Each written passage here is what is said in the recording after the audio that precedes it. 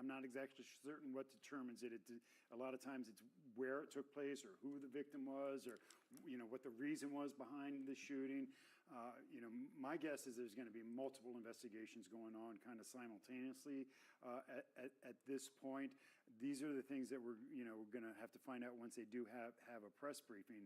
But this is going to put everybody in D.C. and again around the country that are part of these federal surges on a heightened state of alert, and it is just going to make everybody on edge. Again, we're going to have to wait and see what caused this, but if this turns out to have been some targeted attack in opposition to President Trump and his policies, that is going to, again, have a ripple effect across the country and very much right here in Washington, D.C. All right. We're still waiting to find out exactly what may have led to the shooting. We're going to go to our Paul Wagner, or are we going to go to Amy? Guys, we're going to go to Paul Wagner, who is live on the ground for us right now. Paul, what are you seeing? What are you hearing? What new information have you been able to find out? Yeah, Sean, as you can imagine, it's really bedlam down here, and the police just pushed us back another block. To give you an example where I am, I can see St. John's Church right over here, Lafayette Park, and the White House. So we were just up at 17th and K, and now they pushed us back a block. I just spoke with a source directly familiar with the investigation and what's happening right now, and I can tell you what Mark just told you is what we're hearing as well. My understanding is the suspect was shot multiple times in the lower body and was taken to George Washington University Hospital. And we know from D.C. police that they put out on X that the suspect was in custody. I've also been told that the two soldiers, again, as Mark said, and my information and what we're hearing as well, is one was medevaced to MedStar, one was taken by ambulance, and one of those soldiers, the medics that were trying to take care of that soldier, were performing CPR. We also are hearing that one of the soldiers is a male and one is a female. The incident, we're told, happened at 17th and H Street. We have been at 17th and I up until just a minute ago, until I got pushed back here to 16th and I Street. So we really can't see anything now. We're so far back. And the police are on edge. As you can imagine, the entire area is shut down here. Uniformed Secret Service are all armed with long guns. So are D.C. police. And as Mark said, we're still trying to get some sense of what really happened here. We're not getting a briefing on the record. All the information we're getting is from our sources that News 4 has been dealing with for years and are helping us with this, with what's happening here. I can tell you that when this first happened, I was nearby. I was down by the tidal basin, and I got a call saying that there was a shooting, and as I pulled up 17th Street, I could see the U.S. Park Police Eagle helicopter landing near the Washington Monument. I could see U.S. Park Police officers driving up onto the mall to try and help the helicopter, and then there was nothing but bedlam, and police officers in lights and siren coming up and down 17th Street. I abandoned my car along 17th Street and then started hiking up, and we still haven't been able to get anywhere close to where this exactly happened. So what we're seeing is really what you're seeing, and it's not much at this point. So now that they pushed us back, we're all we can see is police up the street at this point, Sean. We want to break in real quick with some very sad news to report. This is coming directly from the West Virginia Governor Patrick Morrisey's X Twitter account. This is a quote. "It is with great sorrow that we can confirm both members of the West Virginia National Guard who were shot earlier today in Washington, D.C. have passed away from their injuries. These brave West Virginians lost their lives in the service of their country.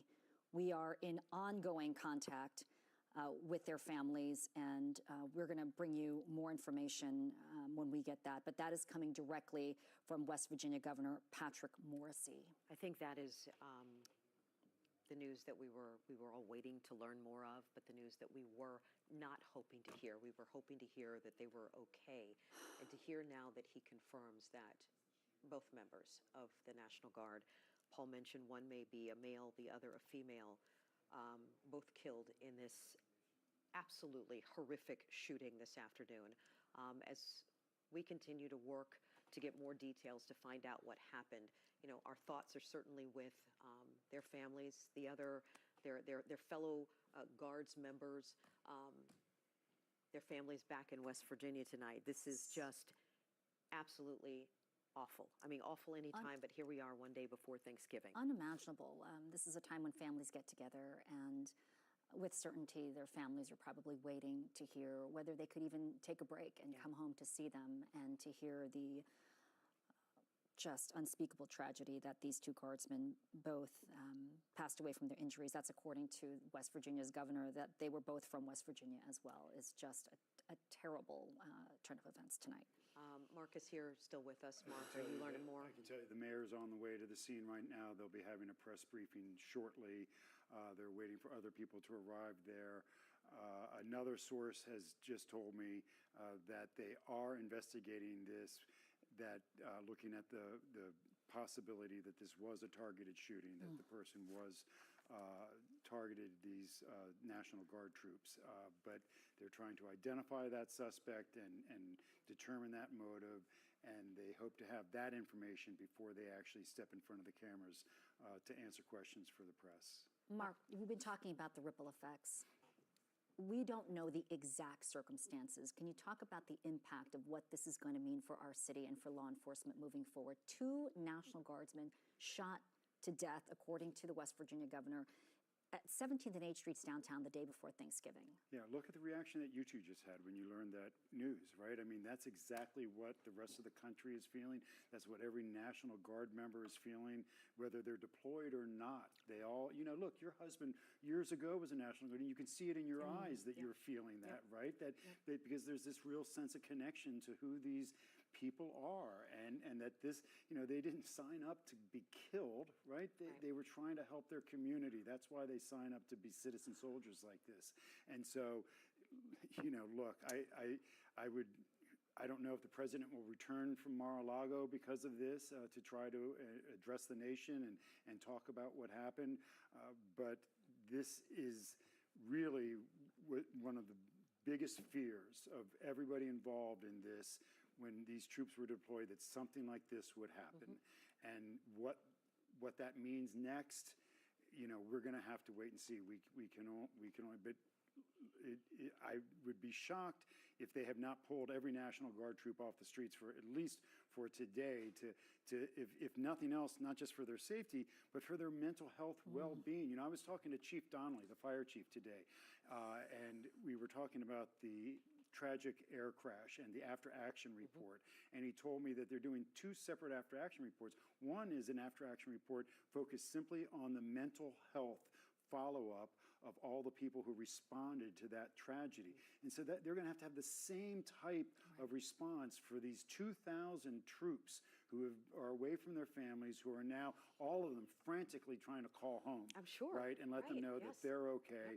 And then, get into a situation where they can talk about their feelings and deal with what they're dealing with, because you have to imagine that this was their biggest fear too when they came here, that, oh, somebody might take a shot at me simply because of my uniform, simply because I am, serving my country and this is where I've been deployed.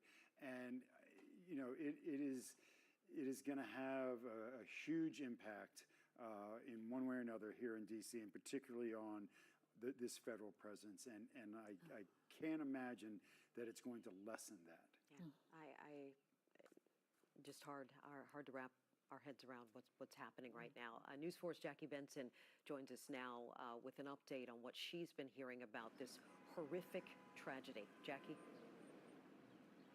Well, Sean, I can describe where we are, and that will tell you a little bit about what's going on. George Washington University Hospital, other than Washington Hospital's MedStar, which is where one of the officers, one of the National Guard's people was taken, these are the only 2 level 1 trauma centers in the city capable of handling a gunshot wound.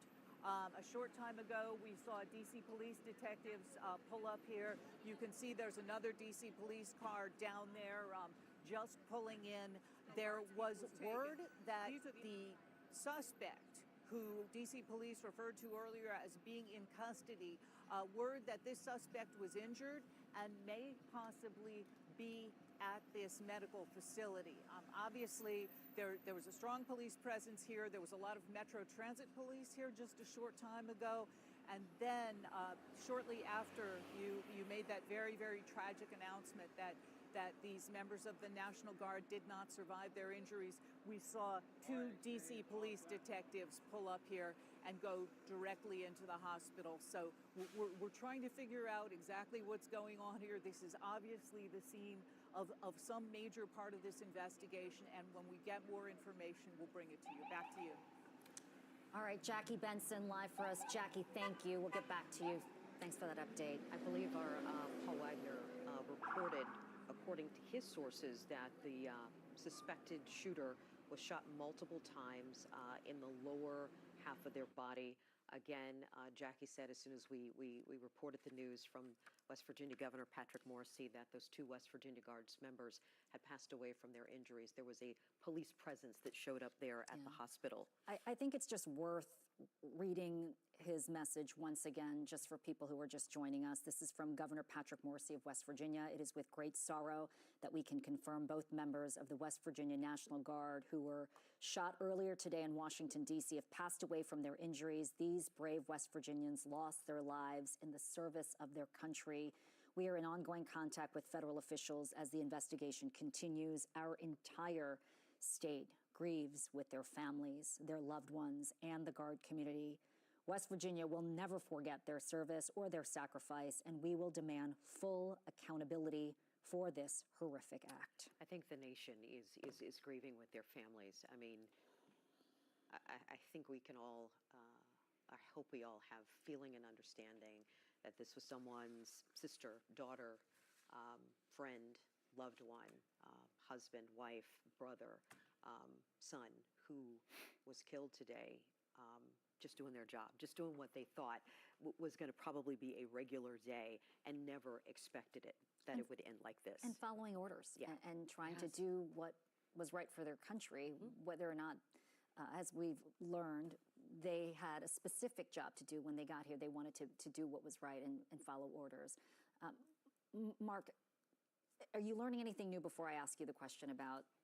No, I'm just, Guards? that was just more confirmation of what we're already reporting. Yeah. Okay. There's going to be a lot of conversation about National Guard in Washington, D.C., especially in light of the 2 Guardsmen from West Virginia who passed away. Can you talk about what's going to be coming up, not just in law enforcement, but the political conversation too here? Oh, sure. So this will raise the question of whether they should have been here in the first place, right? The people who didn't want them here in the first place are going to point to this and say, we told you so, right? People who did want them here might use it to say, look, this just proves DC's not a safe city. We do need more law enforcement. We do need more presence. It's impossible to tell right now. Look, this is an administration that it's hard to guess what they're going to do, right, with the Trump administration. So we don't know how he will react. We saw his initial statement, again, saying this person, the suspect, will pay for this in one way or another. I think a lot of this is going to depend on what we learn about the suspect and the motive behind this. And that could be a real flashpoint, particularly for the White House. If this turns out that this shooter did this as an attack on the president or the president's policies, it could elicit an entirely different response than if this was a mental health issue, somebody, got in a fight with these guys and it turned violent, or, there's a million different reasons that things turn violent, right? And we just have to wait and find out what they are. But that will really tip the scales, I believe, in the reaction that we get, particularly from the Trump administration, will be based on who the shooter was, what the motivation of this shooter was.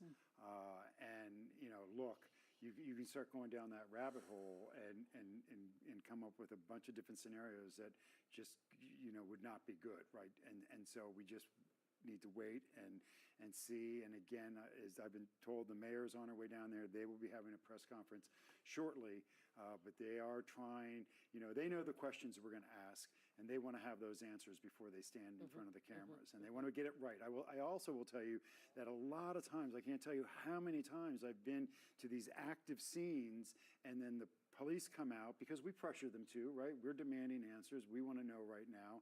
And they come out and they give us the preliminary report, and then days later, turns out, well, that wasn't exactly right, because in the fog of war, as you will, right, when you hear how it's being described by our reporters Amy Cho and Paul Wagner on the scene, it's a chaotic scene, and the people who are giving their detailed narrative of what happened are in shock, right, and they just watched their friends and get murdered right in front of them, and possibly exchange gunfire with a suspect and shot somebody.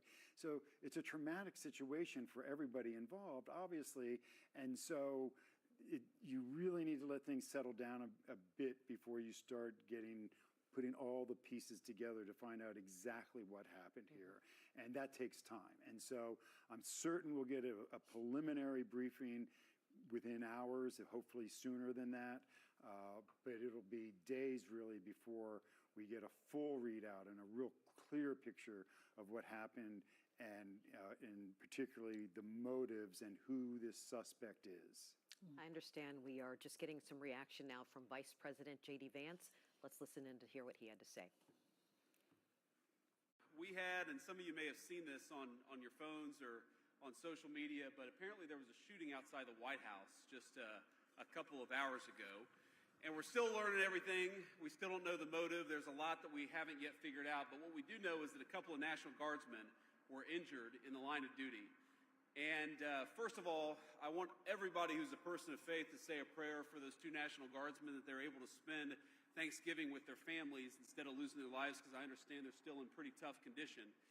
But I think it's a somber reminder that soldiers, whether they're active duty, reserve, or National Guard, our soldiers are the sword and the shield of the United States of America.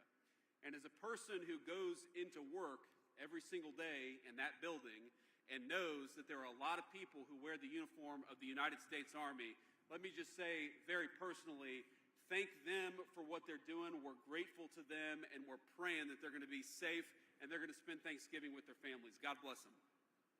I think it's important to note that the Vice President gave those remarks before we learned that the two National Guards members passed away. He was speaking to troops at Fort Campbell in Kentucky as part of a holiday celebration with the troops there.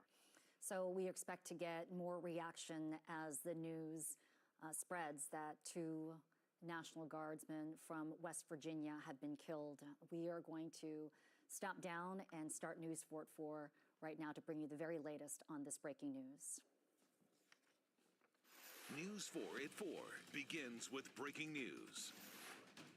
Good afternoon, everyone. I'm Eun Yang. And I'm Sean Yancey. Thank you for joining us for News 4 at 4. We're beginning today with just breaking news.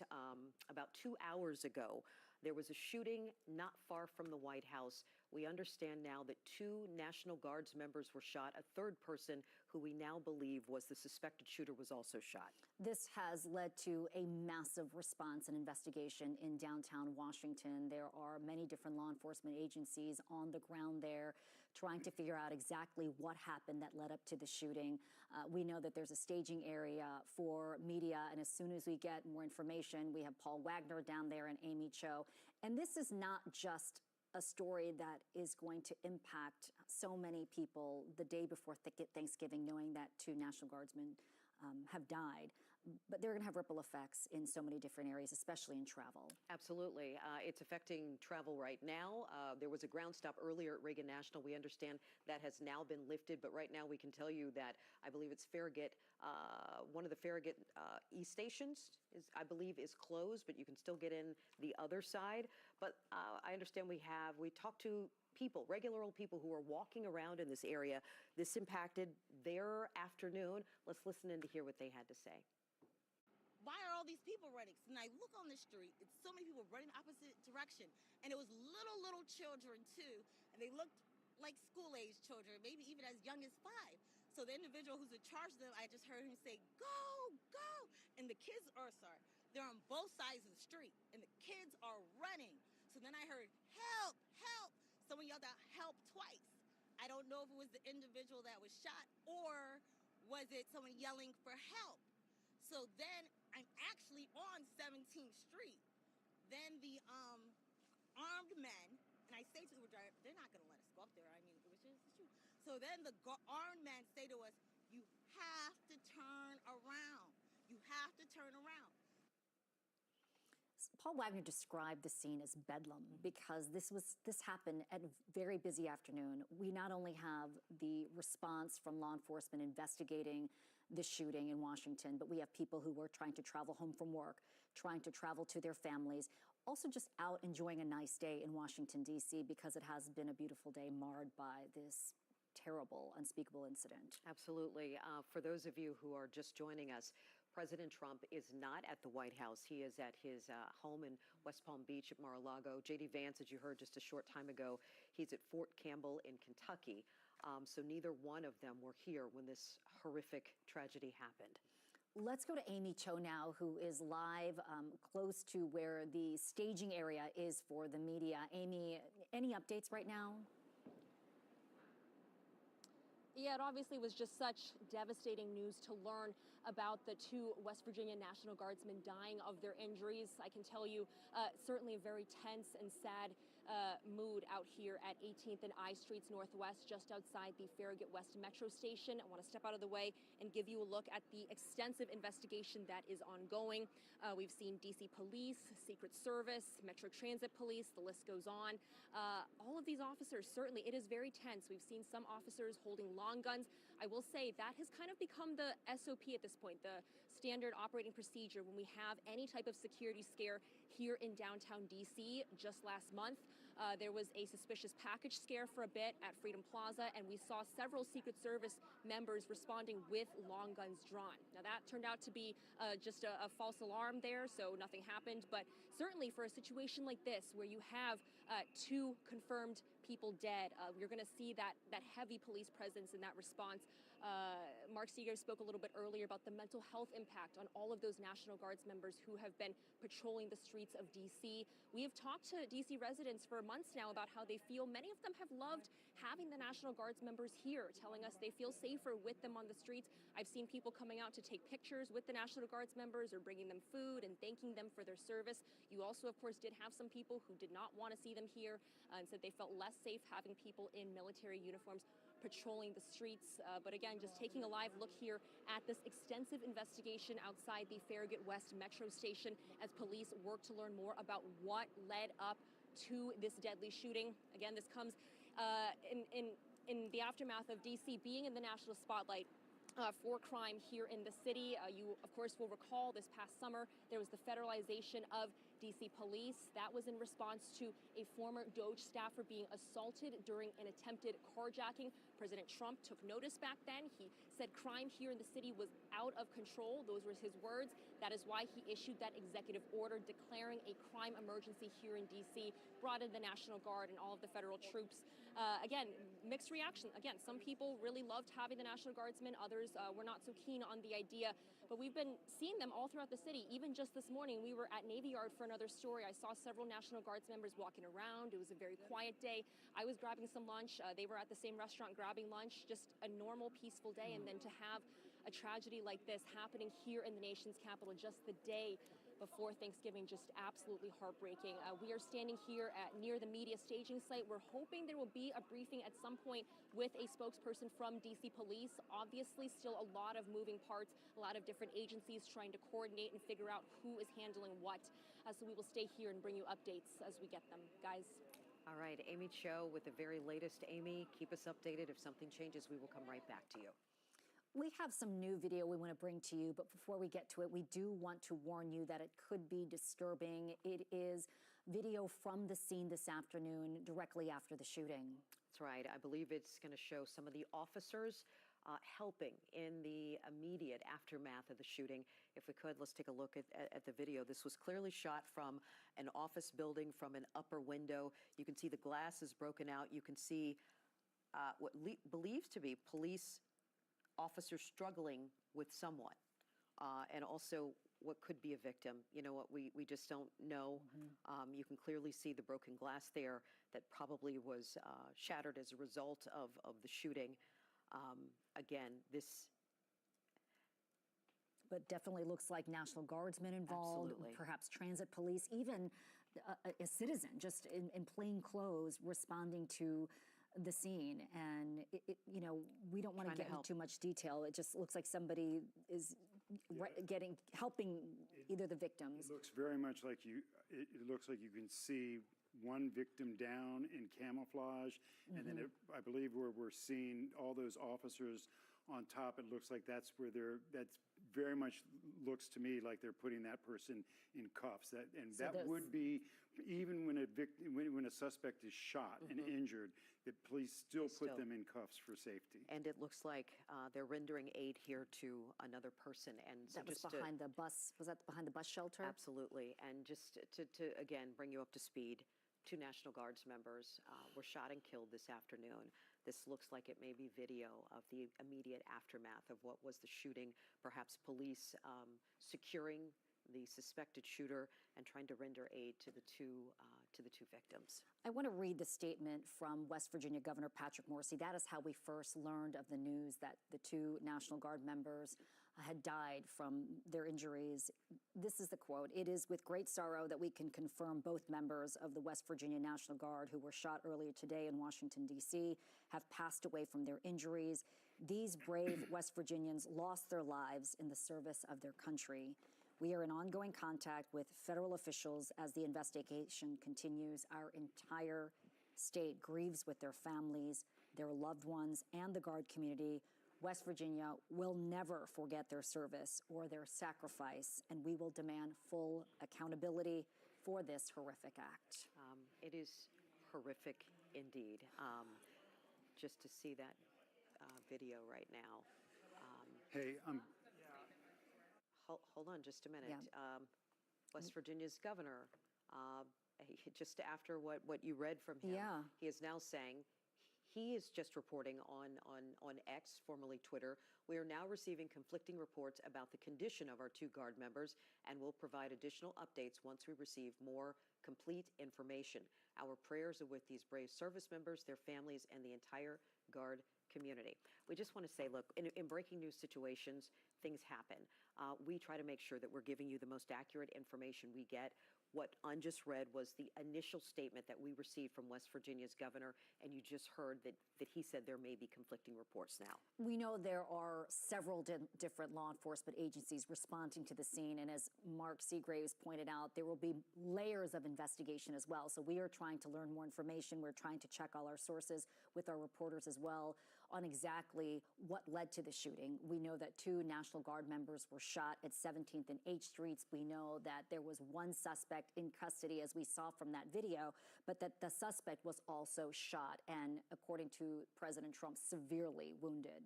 Let's check in now with our Paul Wagner. He is live there on the scene with the very latest. Paul, what are you finding out? What else are you hearing? So let me just point out one thing. In the District of Columbia, the D.C. Police Department handles all investigations as far as homicides are concerned. So D.C. Police would take the lead in this. The only thing that I could say about that is that could change since there's 2 soldiers involved. The FBI may be tapped to take over the investigation because of that. But I just wanted to point that out, that in the District of Columbia, D.C. Police have the authority to investigate all homicides, no matter where it happens in the city. Now, there was a frantic effort to save the lives of these soldiers, and let me just tell you what I know from 3 sources directly familiar with this effort, and that is the 911 center started getting calls for 3 people shot at 17th and H. They dispatched a number of units to head down to the scene. Immediately, the U.S. Park Police were asked to get their Eagle helicopter up into the air. The Eagle is just across the Anacostia River, as you know. It can get into the air very, very quickly. And as I was coming around the tidal basin, I could see the chopper coming down, and I could see the officers driving up onto the mall there by the Washington Monument grounds to help the helicopter as it landed. So we know one of the soldiers was then transported to that helicopter and flown to MedStar, which does have a landing pad. We understand the second soldier was loaded into a medic unit and then was taken by that medic unit up to MedStar. We also understand from our sources that one of those soldiers was receiving CPR at the time that they were being transported. It's unclear if that was the soldier that was going into the helicopter or the soldier that was in the medic unit. We also understand that another medic unit took the alleged shooter, who our sources are saying was shot multiple times in the lower body, over to the George Washington University Hospital. We have some reporting that we're still trying to sort out at this point, but we're hearing some new information. We're trying to get that sorted now. I hope to have that to you soon. I just saw Daniel Glick. He's the mayor's spokesperson. He is in this area where I am right now at 16th and I. I asked him if this is where the mayor was coming, if this is where the news conference would be. He said he would let us know, but at this point, it's unclear if it's going to take place right here. So I'm at 16th and I, this area, St. John's Church is just to my right, the White House is to my right. We can't really see anything. The scene is so far away from us. We got pushed down the block. We were at 17th and I. Now we're back at 16th and I. So we're still trying to sort all of that out. So that's what I can tell you at this point. Hey, Paul, I know that everybody is still trying to sort the information out. We just got two different conflicting stories from West Virginia's governor. If you could go back and give us the information that one of your sources was giving you about this suspected shooter and what we know about this person at this time. I don't have any solid information that I can pass along on the air at this point, Sean. I can tell you that we have been getting some new information about the shooter, but I don't have it confirmed, so I'm not going to pass it along just yet. Okay. Other than the sources that have been helping us say that he was taken to George Washington University Hospital, had been shot multiple times, and as you know, MPD put on X that the suspect was in custody. And I see the mayor's spokesperson right here. 17th and K. Okay, we're getting information now that 17th and K is going to be where the news conference is going to be held. So we may move off from where we are and head over there. 17th and K is where we're going to be held. So we may move off from where we are and head over there. 17th and K is where we're going to get the information. We just got that from the mayor's spokesperson, Daniel Glick. All right, Paul Wagner with the very latest for us. Paul, we know the situation is still fluid. As soon as you get any more information, please let us know and we'll come right back to you.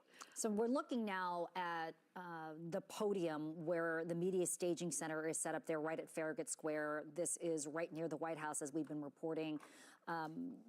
We know that Paul just mentioned that D.C. police would be leading up the investigation on any homicide that occurs in Washington, D.C. We know that 2 National Guardsmen or Guard members were shot, and so that might change who is responding. But we do know we expect any number of law enforcement leaders to be a part of this investigation and to tell us what's going on, what led up to the shooting, what is going on right now, and how this is going to continue to impact the city and our community in the days to come, especially because National Guards members were asked to come to D.C. over the summer in this federal surge. And according to what's going on right now, they will be here through February. Mark Seagraves is here. You've done extensive reporting on all of this. We've been talking about the impact of having the Guard troops, how maybe some of them were apprehensive about being here, and how about some the D.C. citizens who didn't want them here in the first place. This has got to be incredibly hard for both sides right now. Yeah, as I've been saying, this is really the worst case scenario, just about, or one of the worst case scenarios that people feared might happen when this deployment started months ago and when all the angst started building up, particularly around the immigration enforcement. And again, we've been pointing out National Guard troops have not, as far as we know, been involved in immigration enforcement, but they are part of this federal surge and clean and safe task force that the president has started here in Washington, D.C. It's the focus of lawsuits here and across the country. And so there's just been this tension building and building and building. And this has been the fear that something like this could happen, either innocent bystanders or law enforcement or troops getting shot and killed is something that people have been worried about since the first day of this deployment. And you brought up a great point. The Guard members who are here aren't trained to do daily police work. That's not their duty, per se. Right, and nor are the federal agents that are a part of the federal task force. They're not trained specifically in that day-to-day police routine, standard operating procedures and whatnot, particularly with DC here. And the Guard troops definitely are not, for the most part, law enforcement trained.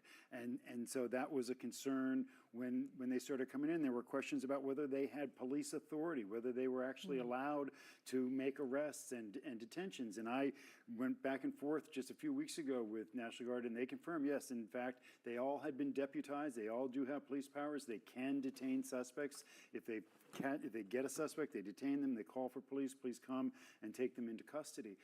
And so, and they've been a constant presence. And it's fair to say more people have probably interacted with these troops during the surge than they have with these federal officers. Mm-hmm. We've all seen the federal agents on TV. We've seen the videos of the immigration enforcement, and many of us have encountered, these immigration stops and enforcements and have seen this, but not a lot of people have had coffee or talked to or had their picture taken with these federal agents like they have had with these National Guard troops. And I see it on social media every day, somebody posing with these troops, thanking them, telling them, we wish you didn't have to be here. We know you have better things to do, but we appreciate you being here.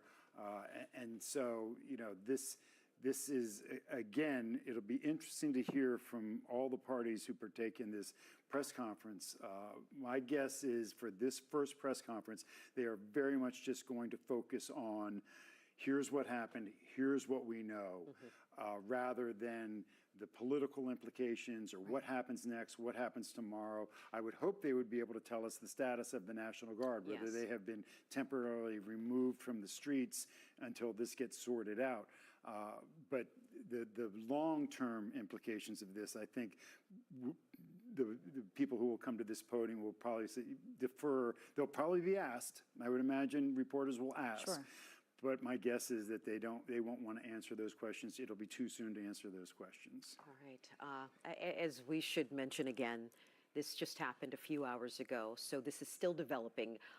The investigation is very, very, very in the early stages. Let's check in now with our Ted Oberg. He is in the newsroom standing by with some new information for us. Ted? Right. I think a lot of what we are learning is clearly subject to change, right, as it is in a lot of breaking news situations. But look, there are nearly 2,200 Guard members on our streets these days, 179 of them from West Virginia. They've been here for months. And one of the things that we know, not only are they not specifically trained, but some of the training has been waived for them as they've arrived here because of the speed with which they needed to deploy on D.C. streets. And so there is some real and genuine concern about just how much training they had to be on the streets doing really what is a dangerous job. And I think you guys have discussed that very, very well. I think the one thing that we need to keep an eye on now as we get into the third hour of this coverage and of this unfolding breaking news is whether or not this is a targeted shooting. And I think that is clearly a question that prosecutors in the U.S. Attorney's Office are trying to answer right now, and that law enforcement from MPD through Metro through the FBI and above, all on scene there, are trying to answer as well. And let's keep our eye on the ball. What we do know is that the only two victims of the alleged shooter are National Guard members in an otherwise busy place. What we also know about this area right around Farragut West is that it is not a likely place for violent crime in the district to break out. We checked the stats this year, just 11 violent crimes in that neighborhood all year, only 2 of them involving assaults with a gun. And so this is not a place where gun violence breaks out a lot. And so to have this happen certainly raises an awful lot of questions about what this alleged shooter was doing in that neighborhood and why they and how it came to be that these two Guard members were shot. We also should point out that the I-Team has been following this incredibly dangerous trend of support for political violence in this country. And if it turns out, and we certainly don't know it yet, but if this turns out to be some sort of targeted attack, look, it just fits a really dangerous trend in our country right now. We know from research that about 24% of Americans surveyed believe that political violence can be justified for one reason or another. And we don't know the motive here, but let's not take our eye off the ball that this is part of that equation right now, unfortunately. In our city, the U.S. Capitol Police have said that last year investigated almost 10,000 threats against people that they protect, members of Congress, their families, and their staff members. It is an incredibly high tempo right now for law enforcement to try and keep themselves safe and keep all of us safe in an environment where people are doing some really dangerous stuff. Ted, to your point, there are so many different law enforcement agencies in the city, and people who live here, some have openly said they don't want them here, and they don't understand the difference between what this particular federal agent does versus what a National Guard member does. And there's been tension in the city. Can you talk about that and how that's affected us over the last several months? Look, I think it's clear there's been tension in this city. Has it necessarily been because of the Guard's presence or because of this increased law enforcement tempo? I think that's for each of us to decide. My interactions with the Guard have they're at the Metro stops. We see them all over the district. But I think this increased tension because of this increased law enforcement presence certainly makes everything a little more dangerous. I think it is unclear to a lot of people what the Guard's mission is on the streets of D.C. I think, look, quite honestly, when we saw them in August and September around the mall, doing mulching projects, I think a lot of us were confused about how this was keeping us safe. But I think to Mark's point that he made probably more than an hour ago now, look, they were uniformed and possibly targets, and so I think you got a feel for them. And now they're armed and clearly can return fire if fired upon, but there's just an awful lot of confusion. What are they doing here? What are their rules to engage suspects? You got to feel for them to a certain degree, for the 2,100 members of the Guard who are on the streets of D.C. right now trying to figure out exactly what their job is tonight and how to stay safe. Absolutely. I think that's like I think we can all relate to that. And as you mentioned and as we're learning, there were 180 members of the West Virginia National Guard on duty in Washington, D.C. That's according to the Joint Task Force. And to know that two of your fellow Guards members were gravely injured, possibly targeted, how you must be feeling. I mean, you must be afraid, on edge. There are a lot of different emotions that have to be running through their minds right now. This is the day before Thanksgiving. They may not have known that part of their mission was going to be to come to Washington, D.C. for an undetermined amount of time. They were maybe hoping to see their families. Their families were definitely waiting for them. And now there are more than 2,000 National Guard members' families who are probably wondering what's going on and have to worry now on this day before Thanksgiving. It must be terrifying right now. And as we talked about, National Guards members are citizen troops. They are civilians who are going about their everyday lives. Some are doctors, some are lawyers, some are teachers, some are firefighters, some are police officers that in their other time they serve as National Guard troops. And yes, they signed up to do that, but I'm certain that none of them thought they would be stationed here in Washington, D.C. for months on end to, do what they've been doing here. And wondering, what's the risk? As Mark said, they were eventually armed.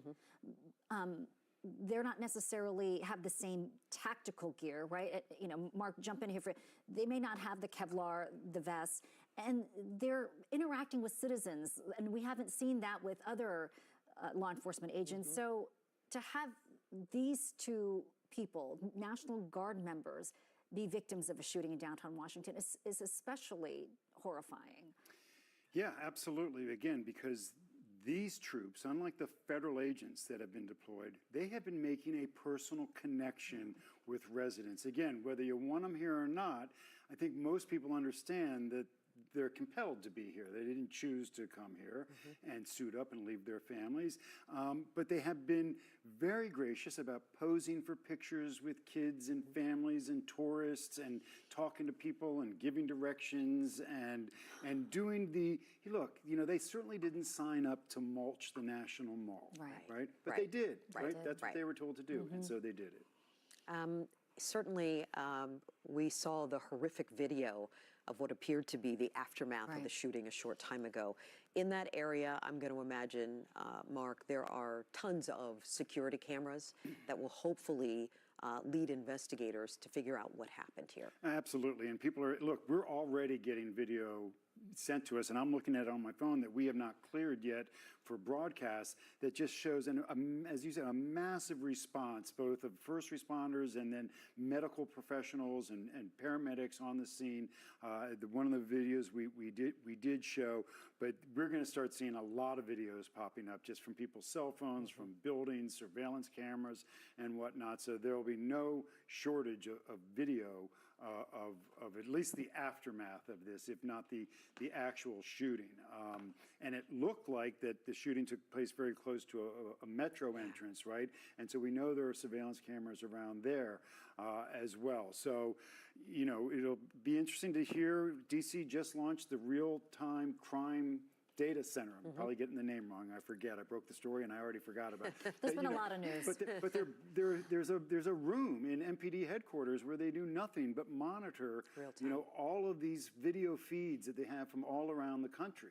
And so it'll be interesting to hear like how in real time, this call came out. When did the first call come in for help, right? And then there's, the Guard troops have access to radios that they can communicate with law enforcement, but I'm not sure they're actually all on the exact same channel. So, how quickly they're able to communicate and ask for help, we'll have to see. Absolutely. Our Ted Oberg is in the newsroom, and Ted, you were pointing out that the area where the shooting happened this afternoon is not a high crime area. And in fact, the proximity to the White House means there's probably a lot of security there in the first place. Oh, look, no doubt, right? I think Mark pointed out that the Guard members are not required to wear body cameras, and so we won't have that perspective of them. But it's proximity now that we've already seen on some of the user video. Being close to the metro station, we know that they have a lot of cameras. That area of the district, there will not be a lack of surveillance video to understand what happened here. But I think both the surveillance video and the Real-Time Crime Center that Mark was just talking about does not get at what this alleged shooter was doing in the days that led up to this and in the hours that led up into this. And that's always the hardest part for law enforcement to figure out.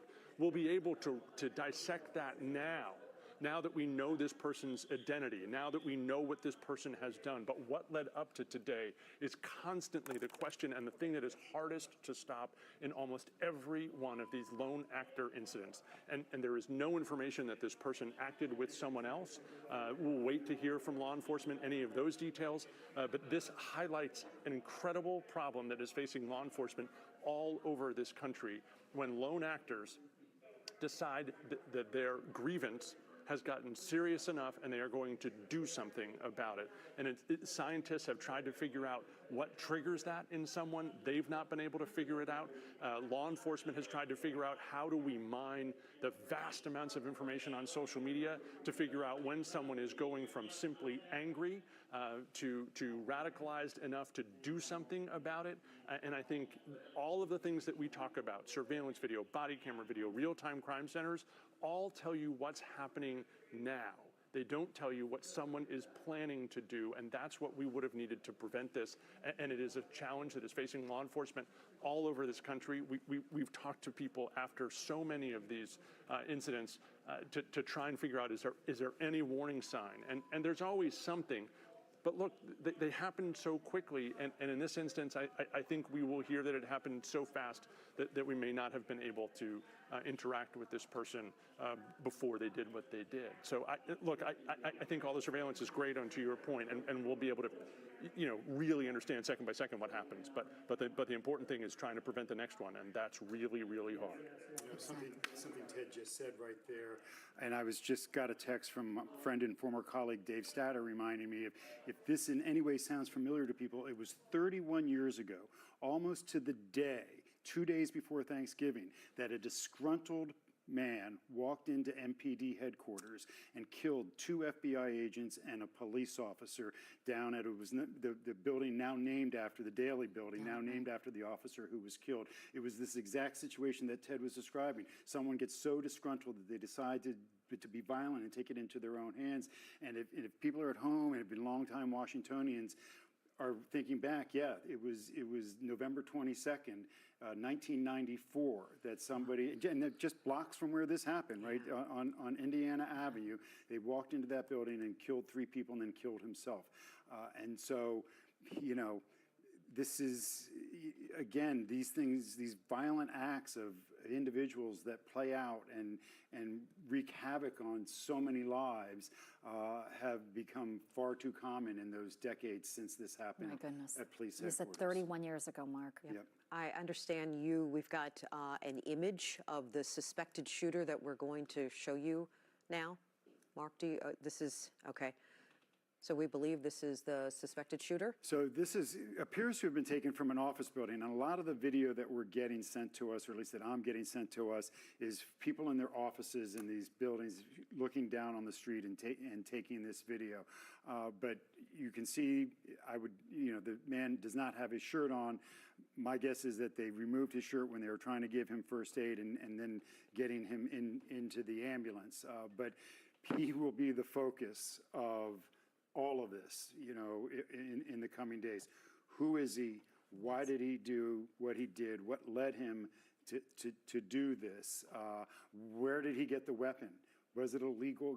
These are all the questions that we ask in any of these situations. Just how did this happen? And this will be, again, the ripple effects will go on for years on this, because this will now be part of training and deployment. And when we'll see it, I'm sure, very quickly in the posture of the National Guard after today. Mm-hmm. Do you expect to see any changes right away, Mark?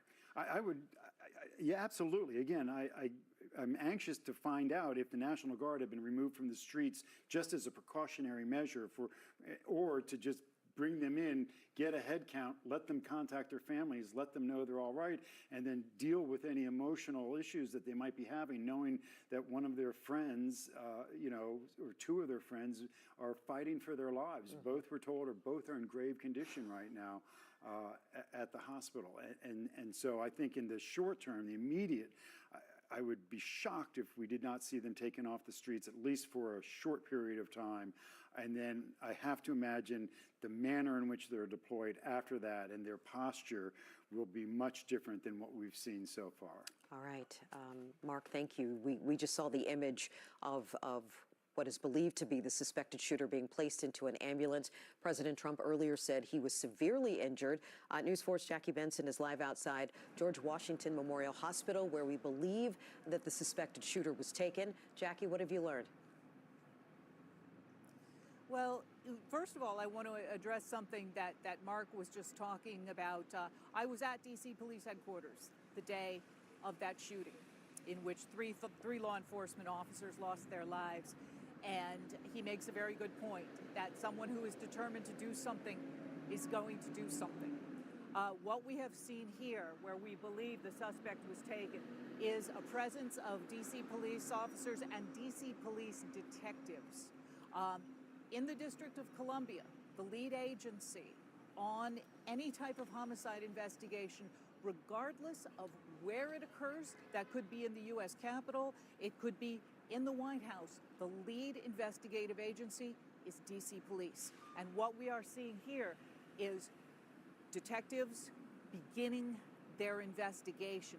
We do not have a lot of information about the condition of the suspect or really very, very much information about his motivation, anything like that. But this methodical investigation that will begin with images from outside the metro station. It will take in those cell phone videos that people were taking. They will take computer, social media, anything like that, and attempt to get to the bottom of what caused someone to do such an horrific thing. So while everyone is mourning and grieving and horrified by this, police are here, DC police, very methodically beginning this investigation. Live outside GW Hospital, Jackie Benson, News 4, back to you. Jackie, thank you. Well, let's go to Paul Wagner now, who is standing by for this press briefing. It's been a few hours now, and we've been trying to get more information about the circumstances that led up to this shooting. Paul, what's the latest there? So I just got some new information. We're at 17th and K, where a podium has been set up, and all of the media and cameras are here. I'm going to show you where we are right now, right here at Farragut Square. Daniel Glick, the spokesperson for the mayor, just told me that we're going to be hearing from not only the mayor, but the Executive Assistant Chief of Police, Jeffrey Carroll, as well as the FBI Director, Kash Patel. And I just got that from Daniel Glick, the spokesperson for the mayor. The mayor is not here just yet. I have seen members of her security detail milling about, but right now we are just waiting for this news conference, and there is no ETA on that, I'm told. We don't know exactly when we're going to hear from the mayor. So that's the latest that I can give you at this point. We're waiting for some confirmation. At this point, let me just refer to you, let me just tell you very quickly, because everybody's talking about the National Guard and how they've been interacting with the public here in the city. And I go through the city every day on my job, and I see them all the time. And when we stop, they talk to you, and they want to talk to you, and they engage with you. They're very, very friendly. Anytime I take a photograph of them or a video of them, they say, "How you doing, sir? Good to see you." You can stop and talk to them. I say, "Where are you guys from?" They'll tell you where they're from. I just did a story last week where we were talking about, it was that lawsuit in which the federal judge said it was unlawful for President Trump to send them here into the city. And so we went around the city taking new pictures and photographs of them. And I talked to several of them that day. And so I'm just kind of going off what I'm hearing from Mark and Ted and Jackie and others about seeing the National Guard here and around the city. And they all do wear sidearms. And there was a time where I did see them at some point carrying long guns, but I haven't seen them with long guns in a long time. So they had the sidearms, and so they were armed and ready for any kind of incident that may be where they had to defend themselves. But it's unclear exactly what they were armed with here in this area where this took place, which of course was just a block or so from the White House. So we're here at Farragut Square right now. We're waiting for the mayor. Again, we're going to hear from Kash Patel, I'm told, by the mayor's spokesperson, the FBI director, as well as the Executive Assistant Chief of Police, Jeffrey Carroll. So that's what I can tell you from down here at Farragut Square. All right, Paul Wagner, thank you, Paul. We certainly appreciate that perspective. Jeanine Pirro, the U.S. Attorney Thank you for the district. Yes. Just a short time ago, released a statement that said, "God bless the two National Guardsmen who have been shot near the White House. As the U.S. Attorney for D.C., I stand ready, as does my office, to seek justice in this case. I am on my way to the scene now." We heard who Paul said was going to be there, the mayor, MPD's Executive Assistant Police Chief, FBI Director Kash Patel. I would imagine a number of other people will also be there to show their presence because of this. So a couple of things. We heard the president, his post on social media saying this person will pay for this. Jeanine Pirro and the president have both been advocates of the death penalty in Washington, D.C. The district itself doesn't have a death penalty. Federal cases, they can do that. The fact that Kash Patel is going to be part of this would indicate that perhaps the FBI will be taking over this investigation, and that's why he will be speaking.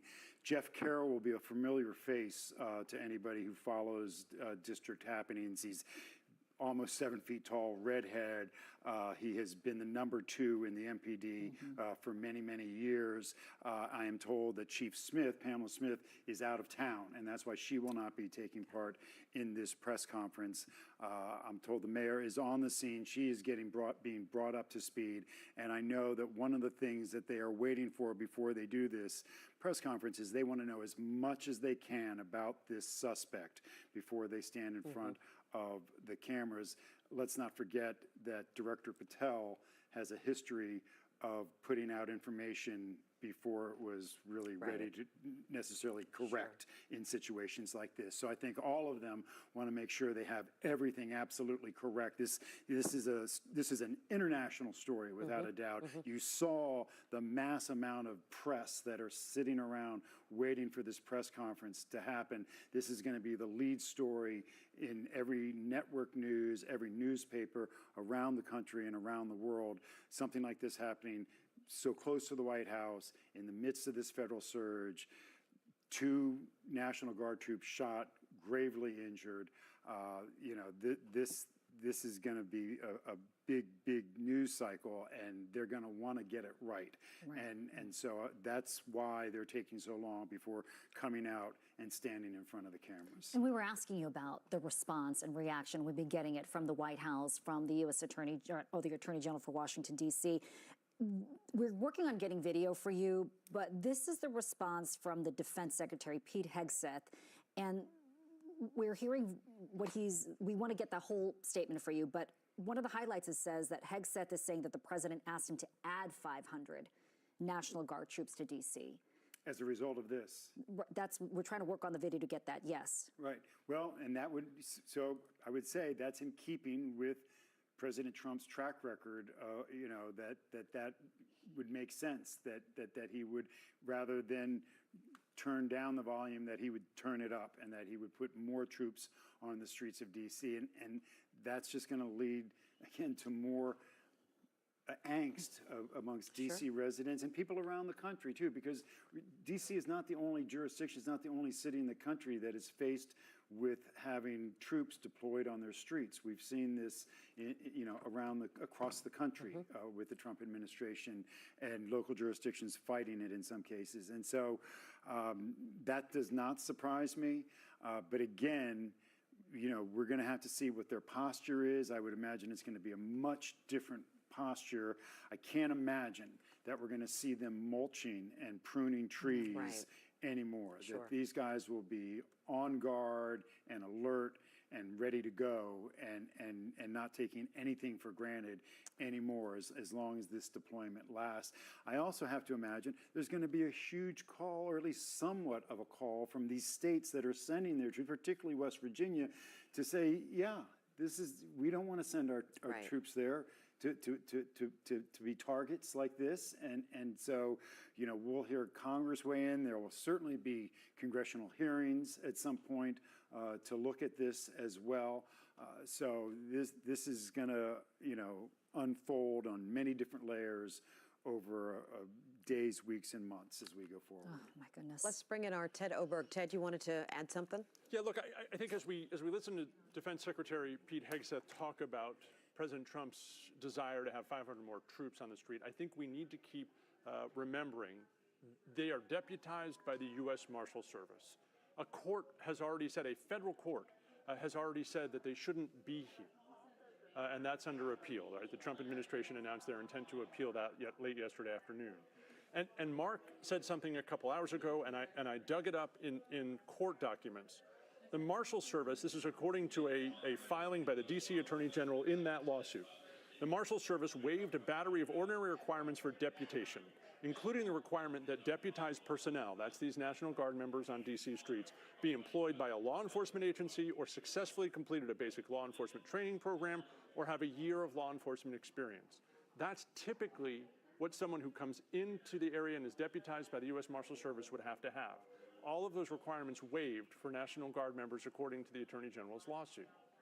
And so if you are one of these 500 new folks who are coming, or one of the 2,100 folks already here, it is a fair question to ask, am I prepared to be on the streets of D.C. as a law enforcement officer, armed now potentially facing armed threats against me. And so I think that's really important to consider about the kind of young people that we put out on the streets of D.C. to keep D.C. safe and beautiful. So I don't suspect we'll hear a whole lot of answers as the mayor walks to the podium on that point, but it is something to consider tonight and going forward about what we're asking these people to do and how much training they have to do it. Absolutely, Teddy. You're seeing live images right now. FBI Director Kash Patel, we saw Mayor Muriel Bowser, and a number of other key figures there. That's the head of the National Guard, ahead of the mayor. The head of the National Guard.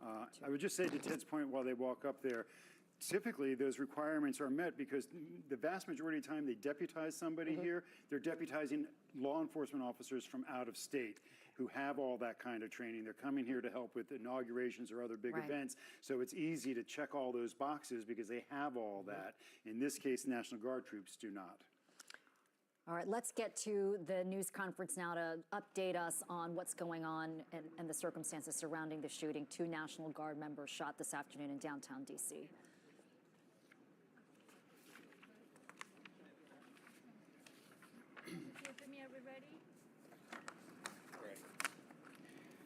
Good afternoon, everybody. My name is Kash Patel, FBI Director. We're here to brief you on the tragic events that happened today at approximately 2:15 local time in Washington, D.C., where 2 of our brave members of the National Guard and the Department of War were brazenly attacked in a horrendous act of violence. They were shot. They're in critical condition. As you can see behind me, we have assembled the full force of both the federal and state and local law enforcement agencies to bring bear all of our resources to make sure we find the perpetrators responsible for this heinous act. And make no mistake, they will be brought to justice. Since this is an assault on a federal law enforcement officer, this will be treated at the federal level as an assault on a federal law enforcement officer. The FBI will lead out on that mission with our interagency partners, to include the Department of Homeland Security, Secret Service, ATF, DEA. And we're thankful for the mayor's assistance in this matter, the Metropolitan Police Department and their skills in investigating homicides and gun shootings in this city is exceptional. We will work together collaboratively because this is a matter of national security, because it's a matter of pride. President Trump has been informed. We've been in contact with the White House. We will shortchange the American public with no resources to make sure we find and safeguard our nation's capital right here in Washington, D.C., and bring anyone responsible for this heinous act of violence to justice. I would lastly like to add to the American public and the world, please send your prayers to those brave warriors who are in critical condition and their families. They are here serving our country. They are here protecting everyday Americans and citizens around the world in our nation's capital. They are the heroes of this day, and we must remember them on this day and every day, and their families and the sacrifice they have made. I will now turn it over to Chief Carroll of the Metropolitan Police Department. Thank you. Good afternoon, everyone. My name is Jeff Carroll. I'm the Executive Assistant Chief here at the Metropolitan Police Department. At approximately 2:15 this afternoon, members of the D.C. National Guard were on high visibility patrols in the area of 17th and I Street Northwest when a suspect came around the corner, raised his arm with a firearm, and discharged it at the National Guard members. The National Guard members, there were other members that were in the area. They were able to, after some back and forth, able to subdue the individual and bring him into custody. Within moments, members of law enforcement in the area were also able to assist and bring that individual into custody. At this time, as the director mentioned, the National Guard members are being treated at a local hospital. DC Fire and EMS responded to the scene to provide first aid for those individuals and transport them to a local hospital. The suspect in this case was also transported for treatment at a local hospital. Madam Mayor? I'm Muriel Bowser. I'm the mayor of Washington, D.C., and I, too, want to send my thoughts and prayers to the families of the guardsmen and to the guardsmen who are in critical condition in a local hospital. I am joined by members and leadership from the D.C. National Guard, from the West Virginia National Guard, United States Secret Service, Deputy Mayor Appiah, Fire Chief Donnelly, and Metro's General Manager Randy Clark, and we join with the FBI Director in ensuring that MPD investigates, the U.S. Attorney prosecutes this case to the fullest extent of the law. I've had the opportunity to brief U.S. Attorney General Pam Bondi, who was speaking to the president when I called, as well as the United States Attorney Pirro, who assured me that this case will have her office's complete attention. Mayor, was there any other suspect? Chief. Sure. So no, at this time, there was no indication that there was any other suspect. The one suspect that was involved in this incident, they were shot during the interaction, and they were transported to the hospital for treatment. Mayor, does this validate the need for the National Guard here in D.C.? What we know, Andrea, is that this is a targeted shooting. One individual who appeared to target these guardsmen, that individual has been taken into custody. Mayor, can you tell us any more details on the condition of the two National Guardsmen and whether or not anyone else was injured? And a quick question follow-up for the FBI director. You said that we'll make sure we find the perpetrators for this act. So just to clarify, the person believed to be responsible is in custody and there are no other suspects? Sure, so I can start out. Again, Chief Carroll from MPD. So both the individuals, the guard members, they are in critical condition at a local hospital at this time being treated. At this point, we have no other suspects. We have reviewed video from the area. It appears, like I said, to be a lone gunman that raised a firearm and ambushed these members of the National Guard, and he was quickly taken into custody by other National Guard members and law enforcement members. Have you got any sense of motive? No, at this time, obviously, we're very in the preliminary stages of investigation. There's a lot of things, a lot of agents that are here from various federal agencies, law enforcement agencies. We have the full power of the FBI and our federal partners here in the task force. So we're looking at all those different aspects, but we don't have any motive. The National Guardsmen that were shot, I'm told they were armed. Did they get off shot? At this time, that's part of the preliminary investigation. Do we know how the suspect was Chief. Sure. So how the suspect was apprehended, as I said, the individual, the suspect came around the corner. He immediately started firing a firearm at the two National Guard members. So at that time, there were other National Guard members that were in the area. They heard the gunfire. They actually were able to intervene and to kind of hold down the suspect after he had been shot on the ground until law enforcement got there within moments. And he was shot by a National Guardsman? At this point, we're still investigating exactly who shot that individual. It's not clear at this time. Were there DC policemen in the area? We don't know what kind of weapon. There was DC police. It happened right in front of the Metro, although there is no indication that the perpetrator was on the Metro. So there's Metro Transit Police in the area, and obviously being on 17th Street by the White House, Uniform Division of Secret Service were in the immediate area as well. What kind of weapon the alleged perpetrator used? We do not know at this time. It's still under investigation. We're going to be able to take a couple more. Has been able to question the suspect, or is his condition so severe that you haven't been able to have a conversation? Sure. Again, so as I said, we're very preliminary in the investigation, so we're looking to all aspects of who the individual is, his connections. At this time, he's still in the hospital receiving treatment. And I would just like, hang on, I would just like to add, the reason that this suspect is in custody is because of the bravery of the men and women of the National Guard who responded due to their extensive training to secure American lives today. There was not any further injury and any further shootings. We should highlight the fact that the men and women of law enforcement, the interagency, the Department of War, and the National Guard executed their training with great precision today and prevented an even greater tragedy from befalling us. These National Guardsmen are heroes, and we must pray for their safety and their speedy recovery. And as the chief said, we are in the preliminary stages of this investigation. We will run down every single lead, every piece of evidence. This is the power of the U.S. government at its best at the state, local, and federal level. That is why this interagency group is standing behind us to assure America and the world that we will continue to keep D.C. safe. And thankfully, we have Metropolitan Police Department, the National Guardsmen, and federal agents, and the Department of Justice and the Attorney General willing to prosecute the mission to keep Americans safe. And President Trump has rightly stated that this heinous act will be investigated, and he has thanked the National Guard's men and women and the men and women of law enforcement. Did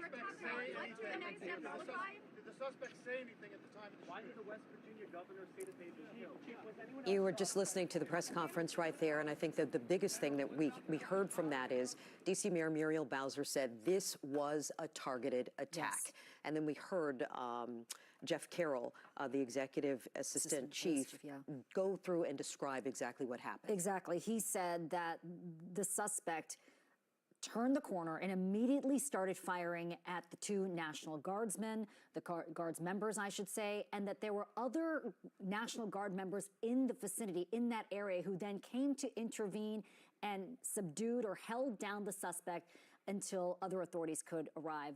We do not know, it's unclear, according to the police chief, who shot the suspect at this point. Right. The other thing we learned is that the alleged gunman was also shot.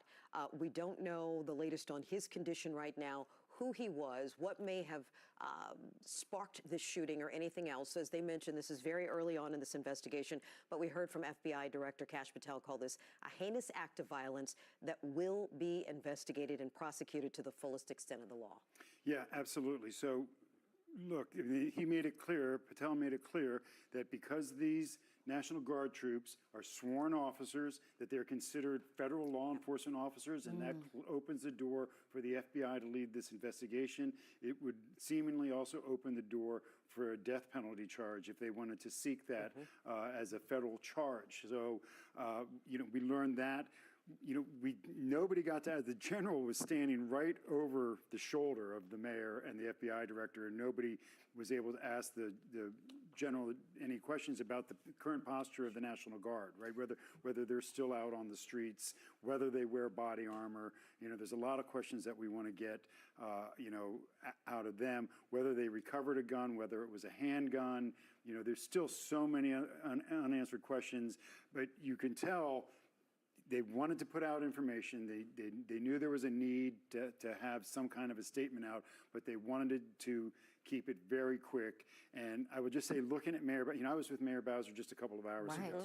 Her entire complexion and posture obviously is so much different than how it was this morning. And, going from, she was at an event where they were feeding senior citizens and it was happy and joyous and everybody was hugging her, to going and dealing with this, with the kind of thing that mayors deal with across the world all the time, right, in their cities and towns. And so, but again, you saw kind of quintessential Bowser there taking control of the press conference, limiting the questions, cutting off questions, knowing like they clearly knew how much information they had and wanted to give out, and then they wanted to just be done with it, at least for today, and then have a fuller debriefing in the coming days when they learn more about this suspect. But the fact that they're saying that it was targeted, that it was a lone gunman coming after these, ambushing, one of them used that word, ambush. Chief Carroll, I believe, used that. That they ambushed these guard troops right out on the street in the middle of the afternoon, just is troubling in so many respects. And again, the big question now is the motive. Why did this person, who seemed to be not in critical condition, the person, the picture that we saw, the person seemed to be at least alert and conscious when they were putting him into the ambulance. So they all have I can't imagine that they haven't identified him. And I'm not sure if that question was asked, if they've actually identified it. They were asked about a motive and said it's just too soon to know what a motive was. But as Jackie had said from her live shot, this is the exact kind of thing they start pouring through, right? Social media, computers, phones, everything in their home. They'll be looking to see if there's a car, if the suspect had a car nearby, or if they took the metro. They're now going through all of those videos, kind of trying to backtrack to see how far back they can trace the steps of this assailant before he got to the location where he opened fire on these troops, and if he had had any interaction with law enforcement or troops in the past. I mean, there's just a million questions yet to be answered. Again, the only good news is that this seems to be an isolated incident limited to one lone gunman who did this, but just a tragic scene that is, again, going to ripple across the country. I thought it was really chilling just to hear Chief Carroll say the suspect rounded the corner and just started firing at the two Guards members. Yeah, again, we don't know what led up to it, but it certainly seems that leads us to think this was premeditated, that this person went down there with a gun and targeted these two members of the National Guard. Let's get to Paul Wagner, who was there at the press briefing. Paul, we know the chief emphasized that this is just the preliminary stage of the investigation, but bring us up to date on what we do know at this point. Well, let me bring out one point that seems to be confusing, and that is when Jeff Carroll went up to the microphones, he identified them as DC National Guardsmen. And we know that the governor of West Virginia put out some information which seemed to indicate that they may have been West Virginia National Guardsmen. So that's something we need to get to the bottom of, because Jeff Carroll just said DC National Guard. The other thing is we had an initial tip that wasn't confirmed, but I thought I would ask it anyway as he walked by me, because it was such a crush of media here, I couldn't get up to where everyone was asking questions. But as Jeff Carroll walked by, I said, was there any information, Jeff, that this shooter was on a bike? And he wouldn't even look at me. He just walked by. I know he heard me, but we're still looking into that. That's unclear at this point. They didn't use the word ambush, but that's exactly what it sounded like. And as you know, if you go around the city, you see where these National Guardsmen are standing. Everybody knows where they are. So they're always usually in the same place. Sometimes they're walking around, but usually they're standing in places. And so if this person was intending to simply go and shoot members of the National Guard, this person probably wouldn't have had a hard time finding them. So at this point, we want to play you some of what Jeff Carroll had to say just a few minutes ago about the investigation and where it stands. Take a listen. So how the suspect was apprehended, as I said, the suspect came around the corner. He immediately started firing a firearm at the two National Guard members. So at that time, there were other National Guard members that were in the area. They heard the gunfire. They actually were able to intervene and to kind of hold down the suspect after he had been shot on the ground until law enforcement got there within moments. Now, we got initial information very early on that this suspect had been shot multiple times in the lower body. Jeff Carroll did confirm that he had been shot. When you see the photograph that we have and what we've shared of what we believe is the shooter, you don't see that he may be suffering from gunshot wounds. It's unclear. The shot was, I should say, the picture was taken from up above. But it does look like he's restrained, that his arms are restrained while he's on that gurney. So we didn't get a lot of questions off, and that's frustrating. And so you have a huge international incident like this, and we couldn't get hardly any questions in. And so this is where we have to go back to our sources and ask more questions, and we're, of course, going to stay on top of this and keep digging into this as best we can. Paul, thank you. We are getting a little more clarity here on what Defense Secretary Pete Hegseth said. He was speaking to cameras in the Dominican Republic, and we were talking about how he asked the president to add the president asked him to add 500 additional guardsmen to D.C. He said this will only stiffen our resolve to ensure that we will make Washington, D.C. safe and beautiful. But if criminals want to conduct things like this, violence against America's best, we will never back down. We have the video of the secretary with the statement. Myself and my team were notified that 2 National Guardsmen have been shot in Washington, D.C., critically wounded.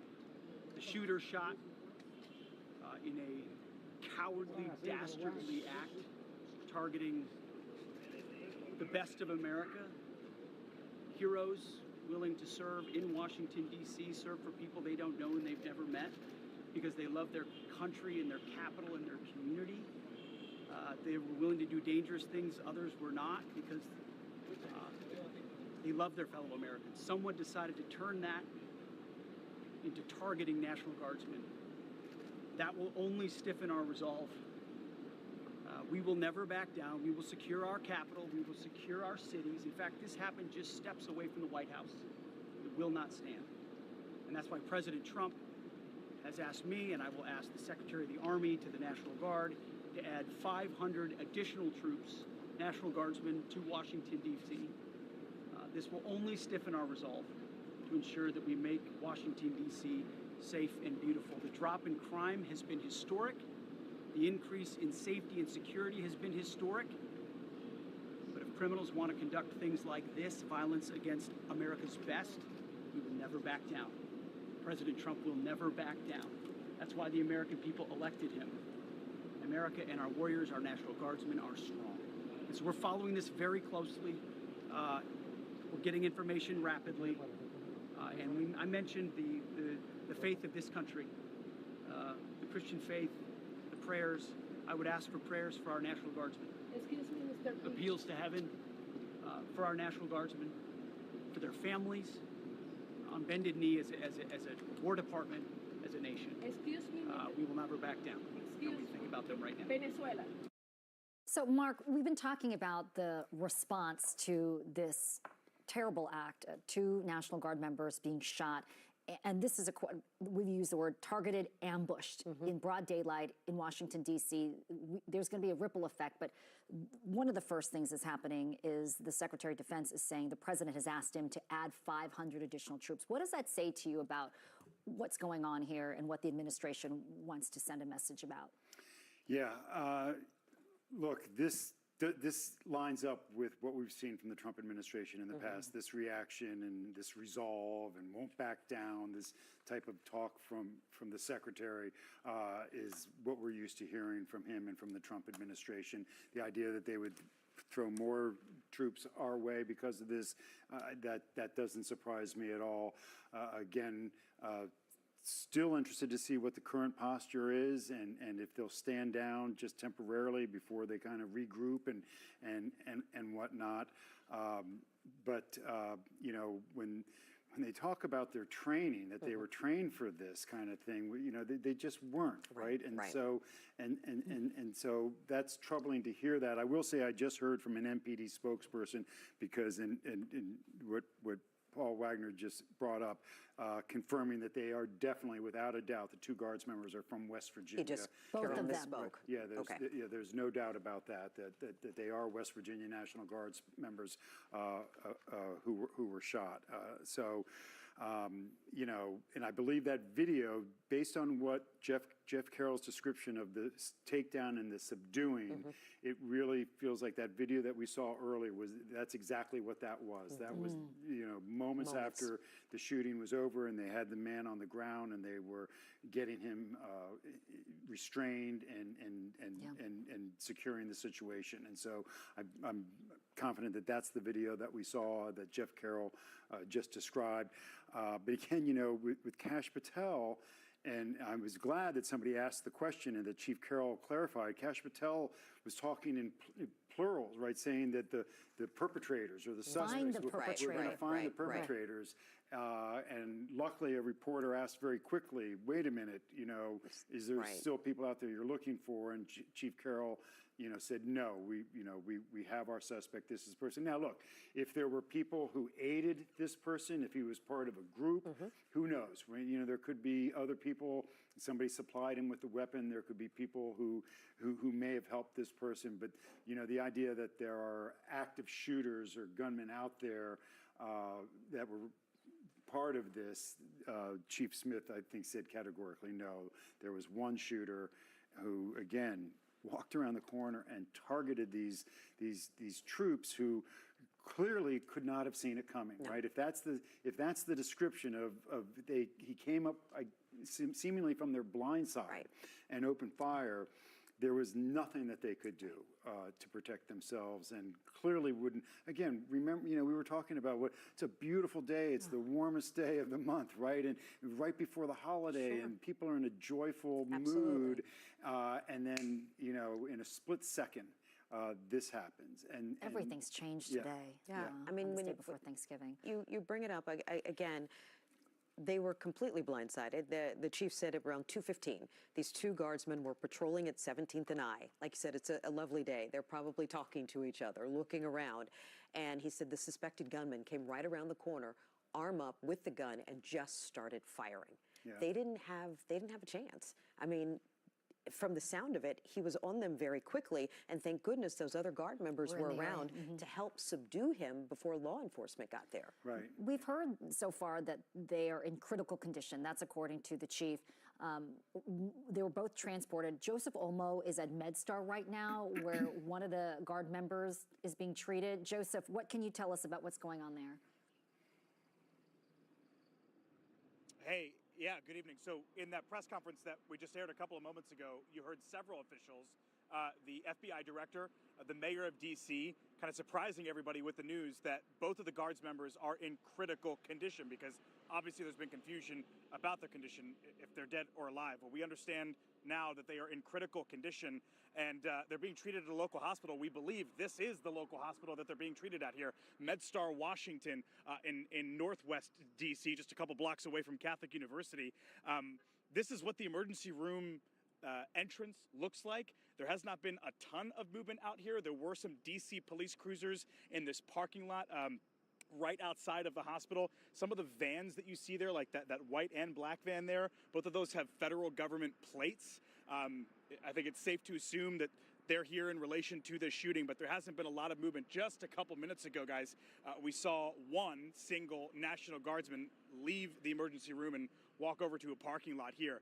But it is our understanding that both are in this hospital, and the suspect is across town at GW Hospital. That is the latest outside here as we learn the latest information, which is that both of the guardsmen are actually in critical condition. They have not passed that information coming just a couple minutes ago in that press conference from several law enforcement officials and the mayor of D.C. Hey, Joseph, I have to ask you, I know oftentimes in situations like this, we start to see a number of law enforcement members or possibly even guards members go to the hospital to check. Have you seen any signs of that? Yeah, I mean, other than, I've been here for, goodness, was it 5:12? I've been here for almost 2 hours, and I've only seen two members of the National Guard at separate times. One when I first got here, and then another just a couple moments ago, leaving the emergency room area and walking back to a hospital that's just to my right. Other than that, I mean, you're right. I've been out here, unfortunately, for other law enforcement-related shootings before, and there are lines of police cars and sirens and ambulances out here. That wasn't the scene when we first got here, and as you can see behind me, where that ambulance is pulling out, that is the emergency room, and there really is not a lot of movement happening at this hour, other than a parking lot semi-full of some law enforcement vehicles and some federal government vehicles. Sean. Joseph Olmo with the very latest. Joseph, thank you. We appreciate your reporting out there. Let's get to Amy Cho now, who is live near the scene with more information about the investigation and what else we're learning this afternoon. Amy?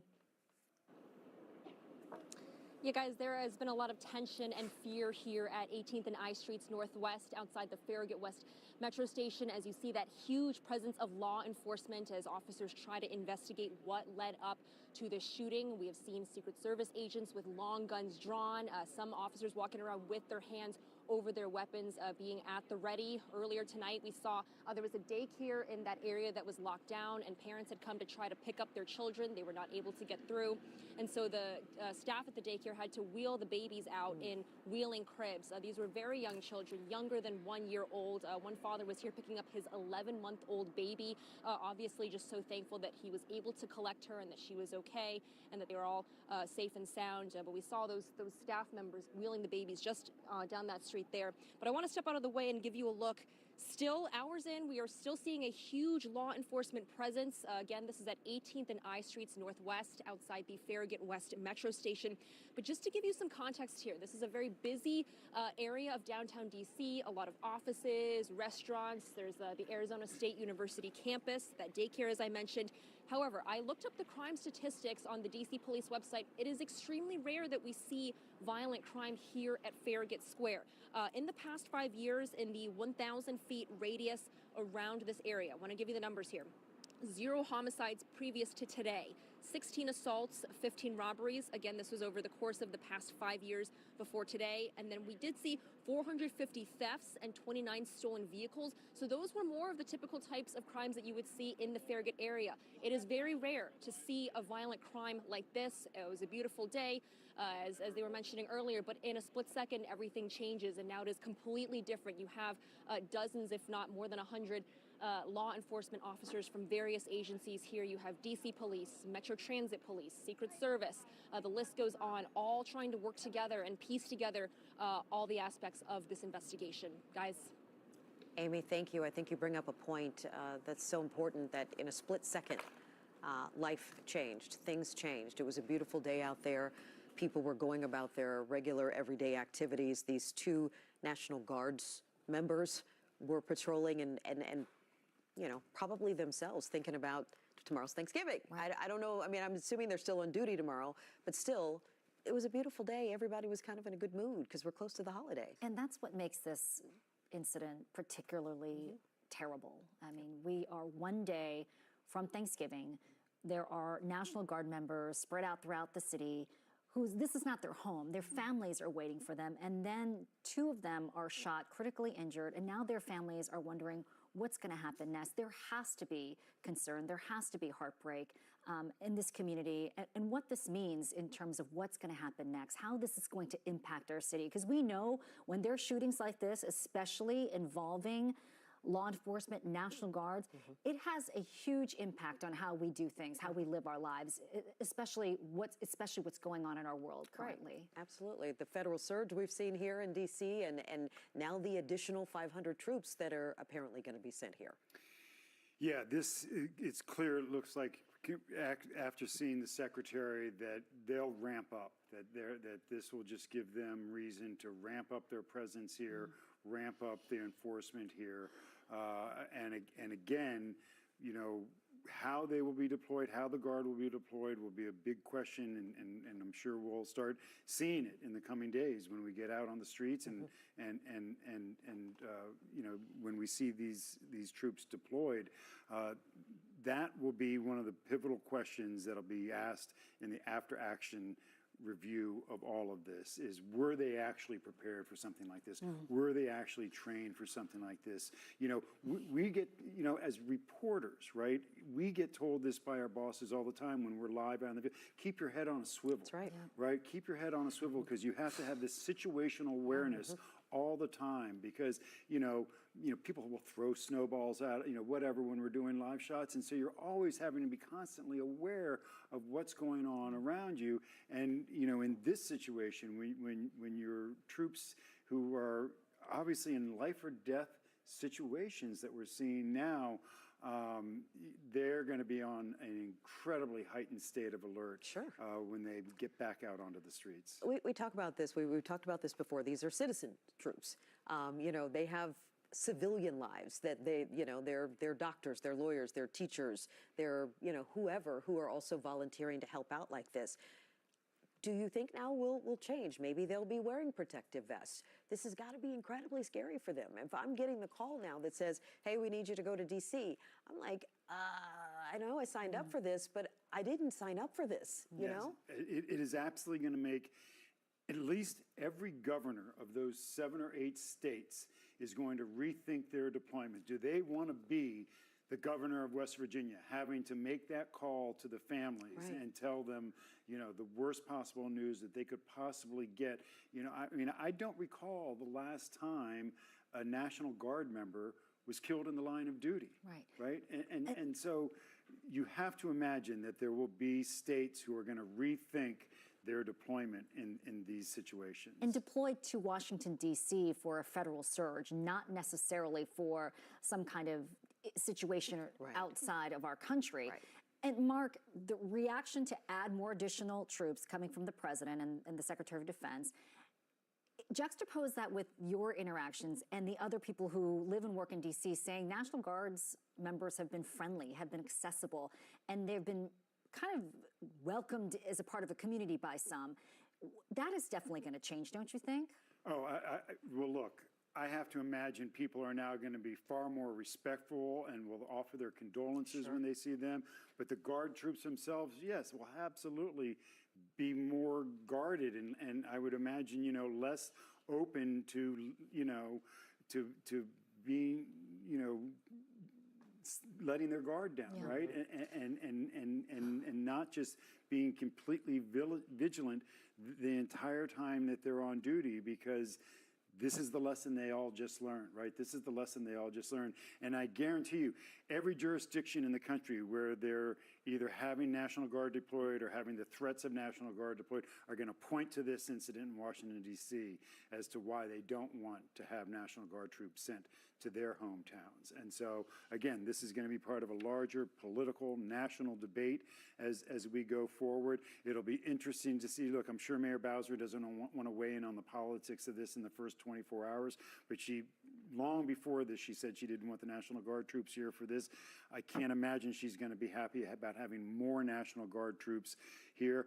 And it will be interesting to see how and if she pushes back now that she was asked today if she feels freer, right? Now that she's not running for re-election, to push back against the Trump administration in a more forceful way than she did before. She was quick to say, I was born free and I've always been free and I feel free. And so she played that down.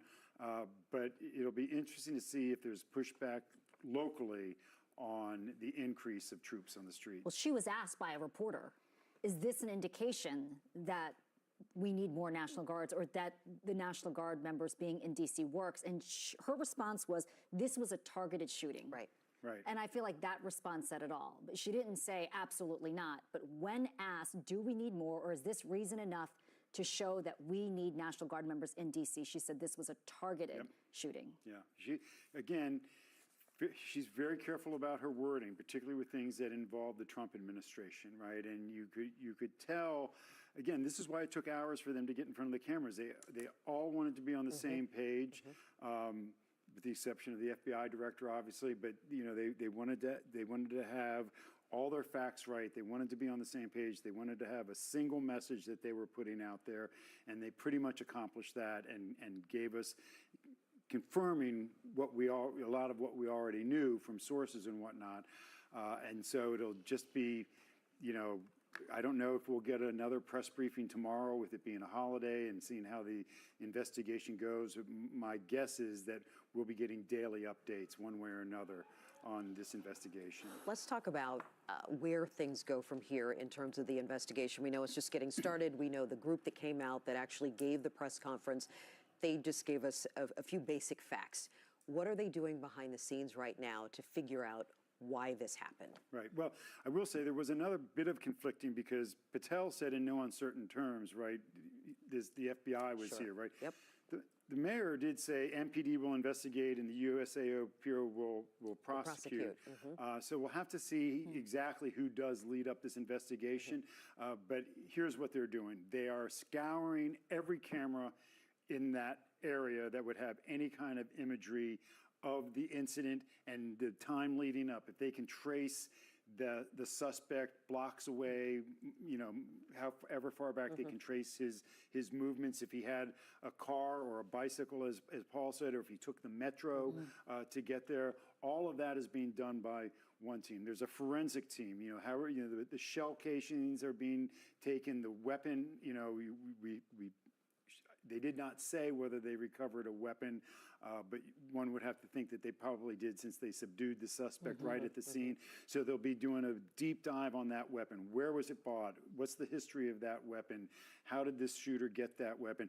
And then there's the forensics into his social media, his everything about his life will be torn apart. And I have to imagine within 24 hours, if not sooner, we're going to start seeing reports of search warrants being executed either at his home, his hotel, wherever this person had been staying, anybody connected with him, social media footprint, all that will be looked at in the hours and days ahead to try to piece together how we actually got to this incredibly tragic incident this afternoon. Oh, terrible. All right, let's bring in our Paul Wagner. He is live down and has been there on the scene from the very beginning. Paul, what are you hearing? Do you have any new updates for us? Yeah, we've been working our sources. I just got off the phone with a law enforcement source who has direct knowledge of this investigation. Let me tell you a couple of things. We had this tip that perhaps the shooter may have been on a bike. I tried to ask Jeff Carroll as he walked by, but he wouldn't respond. This source, law enforcement source I just spoke with, said he had not heard that, and he has not seen a bicycle on the scene, okay? It was a handgun that was recovered, and the FBI is now in control of that handgun, I'm told. We have seen video of the bus depot there, the bus stop, where the glass is smashed, and the source is telling me that definitely came from the gunshots. As far as who fired at this point at the shooter, I asked that multiple times. Do you know who actually returned a fire at this point? And I can't get a direct answer at this point, other than when I asked that source who fired, the source said only the National Guard was in that area, okay? So that's as much as I've been able to gather at this point.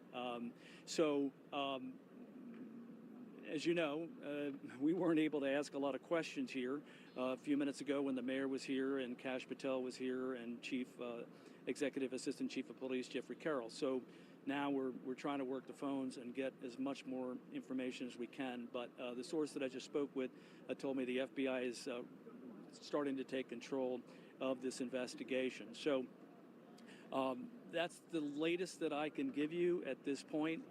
What we're told is that these two National Guards men were standing up here at 17th and H Street, and someone came around the corner and ambushed them and just opened fire. And that person was taken to the ground after being shot multiple times. We have a photograph of what we believe to be the shooter on a gurney. It appears that his arms are restrained. And we understand that that person was then taken to George Washington University Hospital. We know that there was an absolute frantic and incredible job done by DC Fire and EMS to try and save the lives of these guardsmen. I just spoke with a source who's familiar with that response, and that there was an EMS supervisor nearby, was able to get to the scene very quickly. We know that one of the guardsmen was taken by ambulance down to the National Mall, loaded onto the U.S. Park Police helicopter, and then taken up to MedStar, and that the other one was then taken by ambulance up to MedStar. And early on, and as we've reported, we had sources telling us that there was CPR being performed on one of those guardsmen. So that's the general roundup that I can give you of what we know at this point. I did ask this source whether or not they have identified this person, and I was told that the FBI is working on that identification at this point. So we don't have a name. We're working our sources. We're trying to get as much as we can. Paul, we certainly appreciate that. We know you're digging. Let me ask you, I feel like in huge situations like that, like this, which we've all had the unfortunate opportunity to report on, we don't always hear about the mental toll, that this is not only the mental health toll it's taking on those first responders, those National Guards members down there. This may be too early, but have you heard anybody talk about that yet? Mental health is a big part of DC Fire and EMS, I can tell you that. And John Donnelly, the chief, is very, very much right out front in trying to make sure that the things that these people see on a daily basis, that they are getting the help that they need. Because I can tell you firsthand, back when the plane crash happened on the river several months ago, that these firefighters saw horrific things that really hurt them to their souls. And a lot of them went for help. And I know personally some of them who went for help. And some of them are still struggling with what they saw. So yes, mental health is a big deal. Absolutely, Sean. And they're not dissuading anybody from going to get help if they think they need it. So yes, you're a first responder, you work in this city, you probably respond to a lot of shootings, you respond to a lot of awful situations, you go into places where you see horrific scenes, and today was a horrific scene. And yes, so that does come into play, and I'm sure if these folks that took care of these guardsmen need help, they'll be getting that help. All right, it was indeed an horrific scene. Paul, thank you. Jim Handley is joining us here on set now. Can I just say what an amazing job you all have done walking us through this horrific tragedy? You, Mark, our team out in the field too. As you know, I was on grand jury duty today. I was downtown. I just want to share something a little bit anecdotally, if absolutely. I can, because we've been talking about the guardsmen, those who serve, and how things have changed since they first came to town. During a break, I went to a Starbucks, saw several guardsmen outside, struck up a conversation with two inside. They're not going home for Thanksgiving. Yeah. They've been here since September. They're due to stay here through the spring. You talked about them being civilians. These are young people, 22, 23. One was from Mississippi. The other was from Tennessee. One said this is the most beautiful place he has ever been in his life. They love it here. So far they did. It just goes to show in a matter of hours how things can change. You start thinking about their families, states and states away, what they're thinking, and all the Guards members' families. They function as a unit. I said, where are you guys staying? They didn't even know. They just said somewhere in Virginia. They're bussed in every day as a unit. That's their family here right now as they're here. They were happy. And they were looking forward to eating with their fellow guardsmen tomorrow. I can only imagine how they're feeling and how this has changed their whole environment here, their whole role here, the way they view their lives, and the level of personal fear and safety that they must be feeling. It hurts my heart to hear their thoughts that they shared with you, because I know how they must be feeling now. And you said these are young people, and sometimes they are. My husband joined when he was young. It was a way to help pay for college. And sometimes that's the motivation. And I understand them thinking, DC is a beautiful place, it's a beautiful city, they're meeting wonderful people. And then this, on a day, beautiful day outside, out of nowhere. And Mark, you had mentioned you would think that, and certainly people will be very respectful, perhaps more respectful. The ones who I've encountered have been nothing but kind and respectful. There are a large portion of people in this city who find comfort in seeing extra law enforcement or National Guards troops on the streets. Will that change? Could it change either way? Who's to say? Yeah, I will say that I have heard almost no complaints about the Guard troops from anybody that, you know, and you see it on social media. Just exactly what you just described, your personal interaction today. I think there are probably tens of thousands of people who have had that exact same encounter with these men and women who are here to keep us safe, right? I mean, they're doing what they're ordered to do, what they signed up to do, and they're following their orders. And they are, for the most part, have been doing it with a smile on their face. And you do not hear, I do not hear, look, I talk to people at all levels of the city, right? From dog catchers to mayors to accountants to, you know, teachers. And I don't hear anybody, you know, they don't want them here. I hear a lot of that. Oh, we prefer they not be here. But they're young, nice people. Right, and they're, as you described, you know, they're trying to put themselves through college, right? They're trying to get some extra income for their families, and they never signed up for this, right? They wanted to help in hurricanes and floods and things of that nature, and they knew that there was risk. You know, there's no doubt. You put on any kind of a uniform, especially one that involves weapons, you know that there's a risk.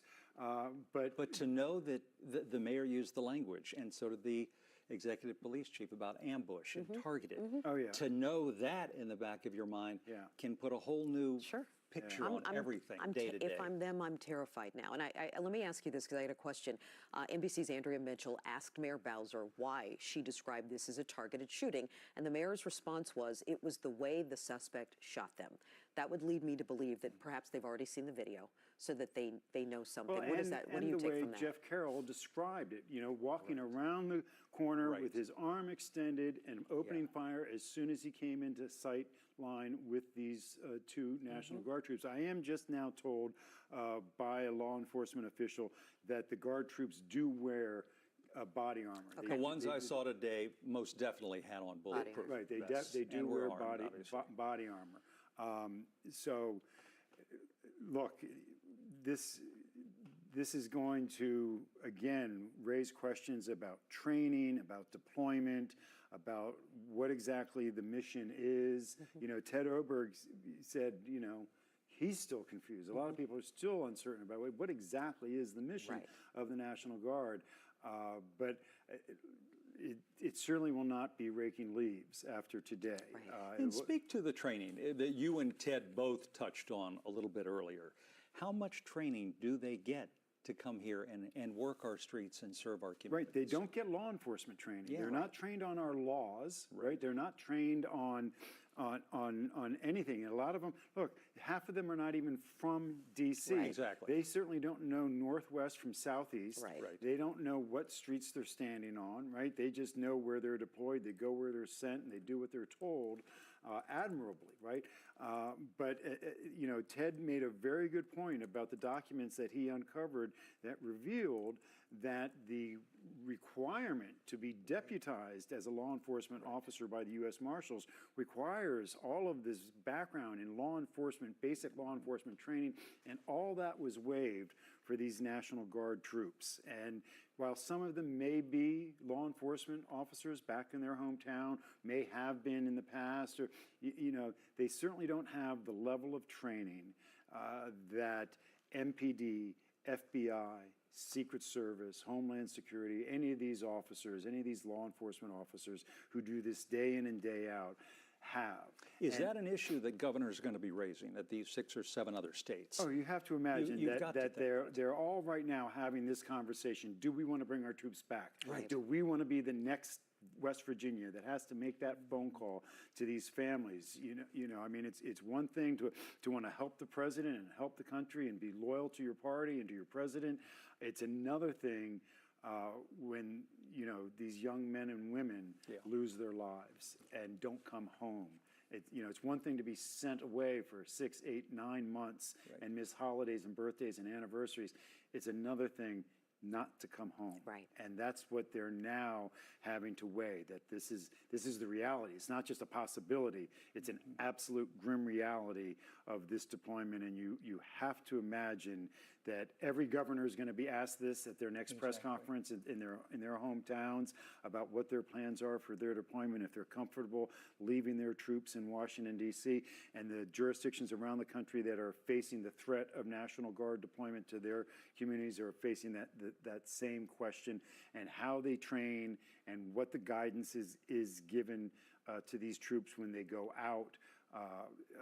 As far as situational awareness, again, it's something that we get trained on as reporters in the field. Like we just had one just weeks ago here, situational training, awareness training for just this kind of issue. We are always self-aware when we are out in the field, particularly when we're doing live shots and whatnot. And so, you know, you described the perfect scenario, right? Of these men and women are out there, they're standing on the corners, they're interacting with the public, they're enjoying coffee, they're a presence, right? That's their, you know, that's what they're supposed to be. Their presence is meant to deter crime, right?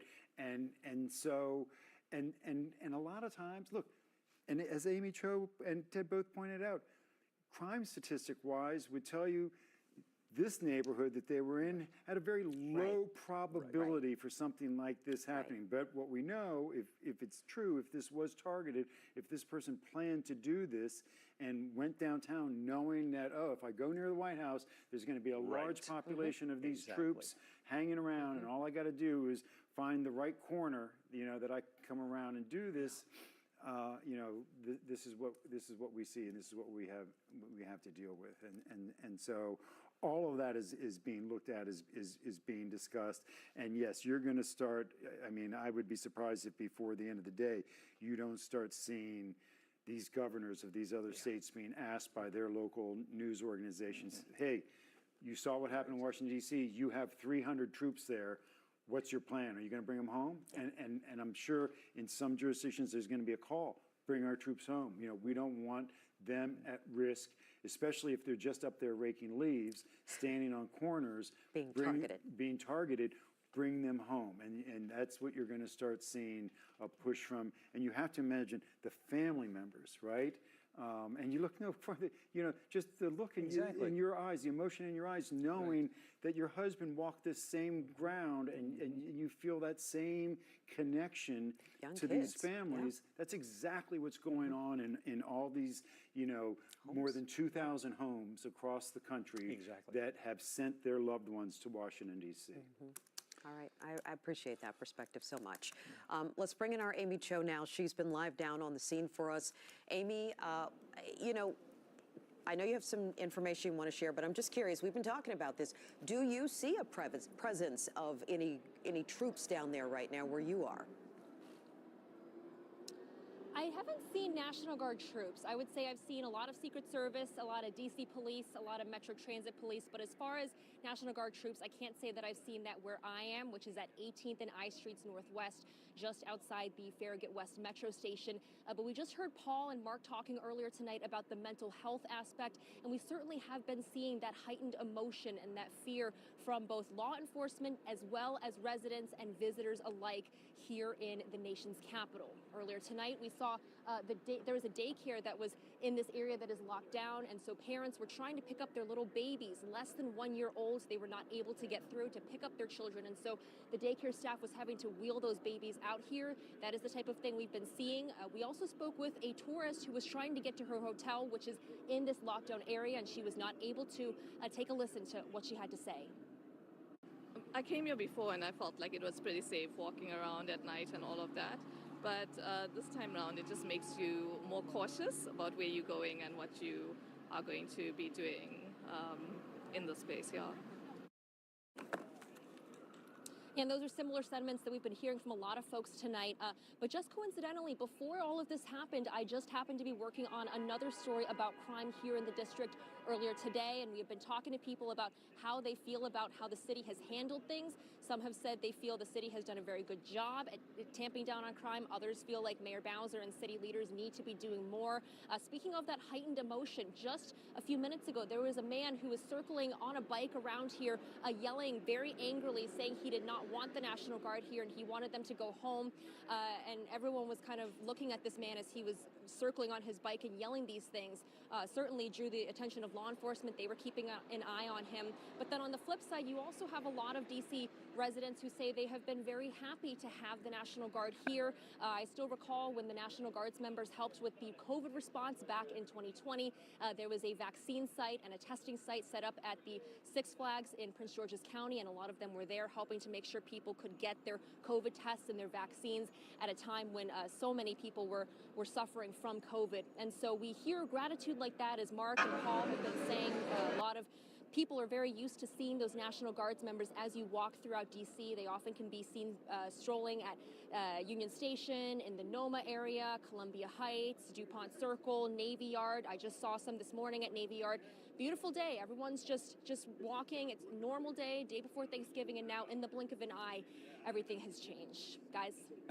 It is, and Amy's just a couple of blocks from the White House, so there are a number of tourists and visitors there. Not as crowded are the streets today as they would have been Monday, or a lot of people have left town, but certainly that is such a high traffic area. We talk about the optics, and does this feed into a narrative around the country? All eyes in the world are on our city right now, our nation's capital. Does this feed into the White House narrative that D.C. is not safe? And so we're going to throw more National Guard soldiers at our city. Mark, speak to that a little bit, and what we're going to be talking about, say, come Saturday, Sunday, and the National Guard presence here. Yeah, we're going to be keeping an eye on exactly how the deployment looks, whether they tell us or not. We're going to be, I would hope that they would give us some information. I've asked repeatedly now of every person I can think to ask, what is the posture of the National Guard and what will it be going forward in the coming hours and days? But we'll know when we go out on the streets. As you said, Union Station, the mall, if we see them there, we'll know they're back out. If we don't, then maybe we'll gather from that they've been pulled back for just a little bit. I do want to say I just got this from a law enforcement source who's familiar, very close to this investigation, who I've actually known for years and trust very much, who tells me that the suspect rounded the corner, pointed at the officers, opened fire, and then stood over one of the guard members and continued to shoot at the guard member while they lay on the ground, execution style. That's horrific. Yeah. One a man, one a woman, and we know within a matter of seconds, other guardsmen soldiers were close by. There were guard troops in the area. We don't know who returned fire. We don't know who shot the suspect, how many times the suspect was shot. But from this narrative, it appears that there was at least a few seconds that the gunman had enough time to round that corner, shoot two guards members, and then stand over them, continuing to fire. And this is exactly the narrative outside the Jewish Museum that we saw, right? That the suspect targeted two people coming out and continued firing even while they were down on the ground. Yeah. And a young man, young woman in that case, too. That's right. Absolutely horrific and chilling to hear the way the scenario was described. Do we have any, I know just real quick, we've heard that all three are in critical condition. Any indication whether this suspect has talked or being cooperative, or are they in no condition at this point?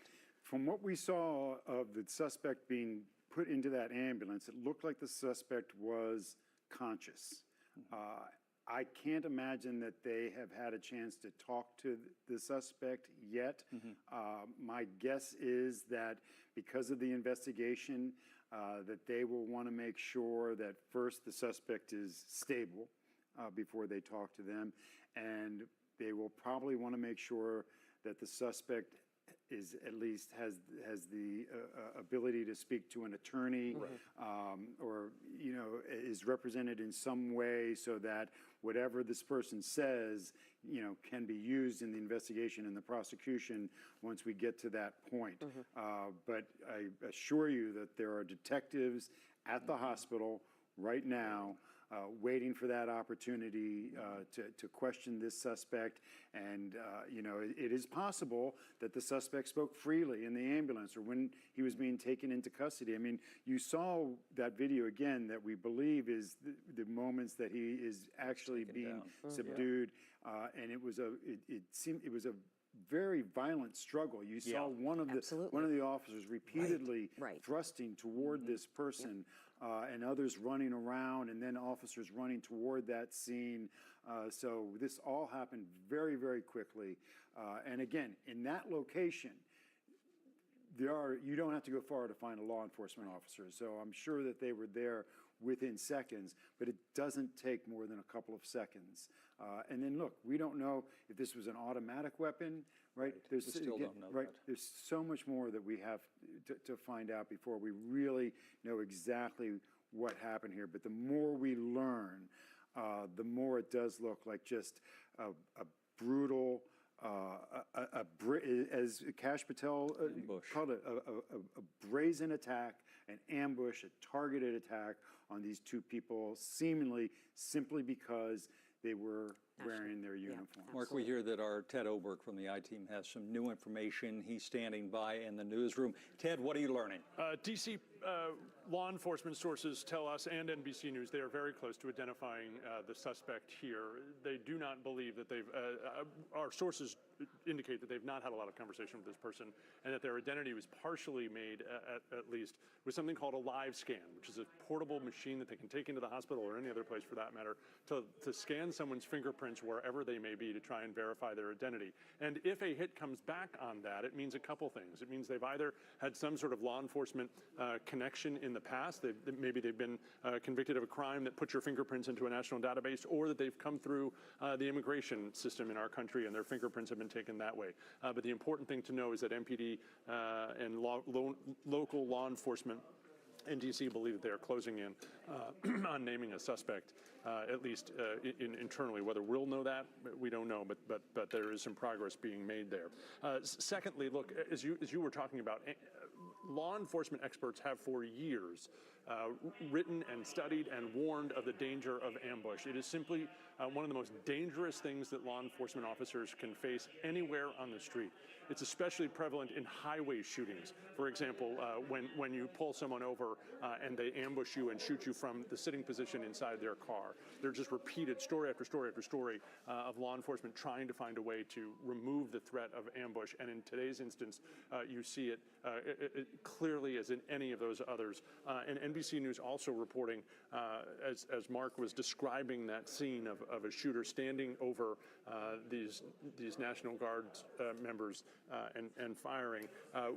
Some of their wounds are to their head, according to NBC News reporting, and that's certainly would give you some indication why their condition is so critical. I think, and wave me off if we don't want to do this, but I think as we look forward to where we are headed in D.C. with more National Guard, the Army now confirming that they've had the request from the president for 500 more Guard members on D.C. streets. President Trump was asked about Mayor Bowser's decision not to run again last night on Air Force One. And while he briefly mentions that in a soundbite that we'd like to share with you right now, I think it's especially important to listen to his comments about how safe in his mind D.C. has become, not necessarily because it wasn't today, but because I want you to listen to how important he believes this mission is to secure the capital city. Mr. President, does you have any reaction to Mayor Bowser announcing she's not running for re-election in D.C.? Well, I got along with her very well. I liked her. We worked together. D.C. is now a safe community. It's a great community. You people know it better than I do because you live there. But D.C. is now safe. The restaurants are booming. The place is booming. We have no crime. And we did that all in a period of 3 or 4 weeks and then made it better and better and better. And now we're setting new records. I mean, literally, it's as safe as there is anywhere in the country now. And if you go back a year, it was a very unsafe place. Before I got here, D.C. was a very unsafe, and it's our capital. We have to make it safe. Offer that not necessarily, again, to point out that today the position of D.C. is vastly different than what the president was talking about last night, but only to listen to him in the sense of how important it is to him that the capital city be safe for everyone who lives and works and visits here. As we were talking about deploying more National Guard, and I think it's clearly the president's already discussed that within folks, within his administration. Some of those documents from that lawsuit that we were talking about that tried to get the Guard removed from D.C., filed by the Attorney General in D.C., points out that these state governors are not necessarily making decisions about deployments of these folks on a daily basis, that many of the documents that were turned over as part of that lawsuit indicated that they simply were not getting much more of an update other than your folks are doing a great job. And so I think there will be, to Mark's point, a lot of very tough questions asked of these 7 state governors about what did you know your people are doing here in D.C. and how did you make sure that they were as safe as they possibly could be, because at least according to the documents that were turned over as part of this lawsuit, the appearance is that they were deployed to D.C. and then the states let the Department of Defense, the Department of War, and the D.C. National Guard make the decision about how they were used and how they were protected and how they were outfitted in D.C. here. Great point. How much did the governors know, and will they have to answer questions on this? Not just the White House and the Defense Department, but governors themselves. And look, important to point out, most of these are southern states, all of them are red states, and how unpopular would it be to now pull your people back from D.C. at this moment of perceived need, even as it's likely that some of the 2,000 families would say, hey, we would like to see our loved ones back here in the state. I think it will be awfully hard for some of these governors who deployed these troops here to protect the nation's capital to now say it's time to bring them home. Indeed. Ted, let me go back for a second to when you were talking about identifying the suspect. Yeah. I know D.C. police sources now say they're close to identifying the suspect. They believe they know who he is, still working to confirm that.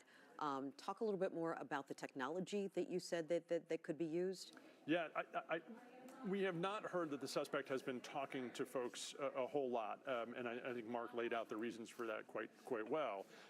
What we do know is that either local law enforcement or the FBI brought in what's called a live scan machine into the hospital where he is, the suspect is, right now, and that's a piece of technology that allows them to scan fingerprints on the scene wherever they may be, and compare that against any law enforcement or federal databases of fingerprints that are kept, and some of those are on people who have been convicted of crime across this country. That could be one reason your fingerprints end up there. Don't know whether this suspect has any criminal record or not. The other way your fingerprints could get in some of those databases is if you've come into this country and applied for a visa or applied for entry, and then your fingerprints are kept, and those would be in some federal databases as well. But to have that technology rolled out within 3.5, 4 hours of this shooting is pretty impressive, to get that over to the hospital and to be able to help make an identification of this person. And Ted, once they get a hit and are able to identify, you can only imagine working through the night, going over, maybe getting search warrants for a residence or perhaps hotel, going through their social media accounts. What else will they be doing? Look, I think that in past experience, if the past is any guide, certainly social media and any postings that this person may have made in recent days is going to be critical to see if it will shed some light on their motive, right? I think at the news conference, they were unwilling to talk about any motive if they even had started to gather one. But yes, certainly their friends, their family, where they were living. In the case of the shooting at the Capitol Jewish Museum that Mark was talking about, that person had come into D.C. the night before. And so they instantly tracked that person back to where they were living outside Chicago, and were able to track down some information about them. The fact that the FBI director was there pledging full cooperation across the country indicates that no stone will be unturned as soon as they're able to identify this person and figure out where they live and where they've been in the last couple days. And you raised the point earlier, reflecting back on what the mayor had said and the executive police chief about how this was a targeted attack and ambush, and how officers and law enforcement, we have not, this is not news to us. Law enforcement has been targeted, whether they're sitting in a police car or a cruiser. We've seen that story played out in New York and across the country. Highway pullovers as well. These individuals and the troops that we see walking our street are so exposed on these streets, just like anyone taking a stroll down the street. They're wearing who they're with. Yeah. They're in camouflage. They're easily recognizable. And you talk about exposure. It would not be difficult for this gunman to find someone. No, and isn't that part of maybe some of the reassurance of their deployment here, right? They're not driving the streets in the Humvee. Early on, remember, there was a traffic accident with a heavily armored vehicle on the streets of D.C. Since then, we haven't heard a whole lot about that. Anytime you see the Guard members, they're walking on a metro platform. They're walking in your neighborhood. Yes, they're armed, some armed with long guns. It can be unsettling, but they're not heavily protected, and I think that's part of the design. It is clearly a conscious choice. They also weren't wearing helmets in almost every instance I've seen, and correct me if I'm wrong if you've seen them wearing helmets. NBC News reporting indicates they were shot in the head. It's a vulnerability.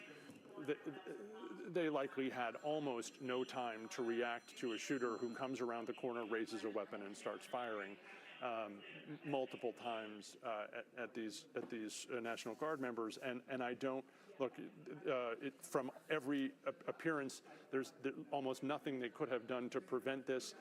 And we know again from documents we've obtained that they didn't necessarily have as much training as a typical police officer would about dangers on city streets, and that's not their fault.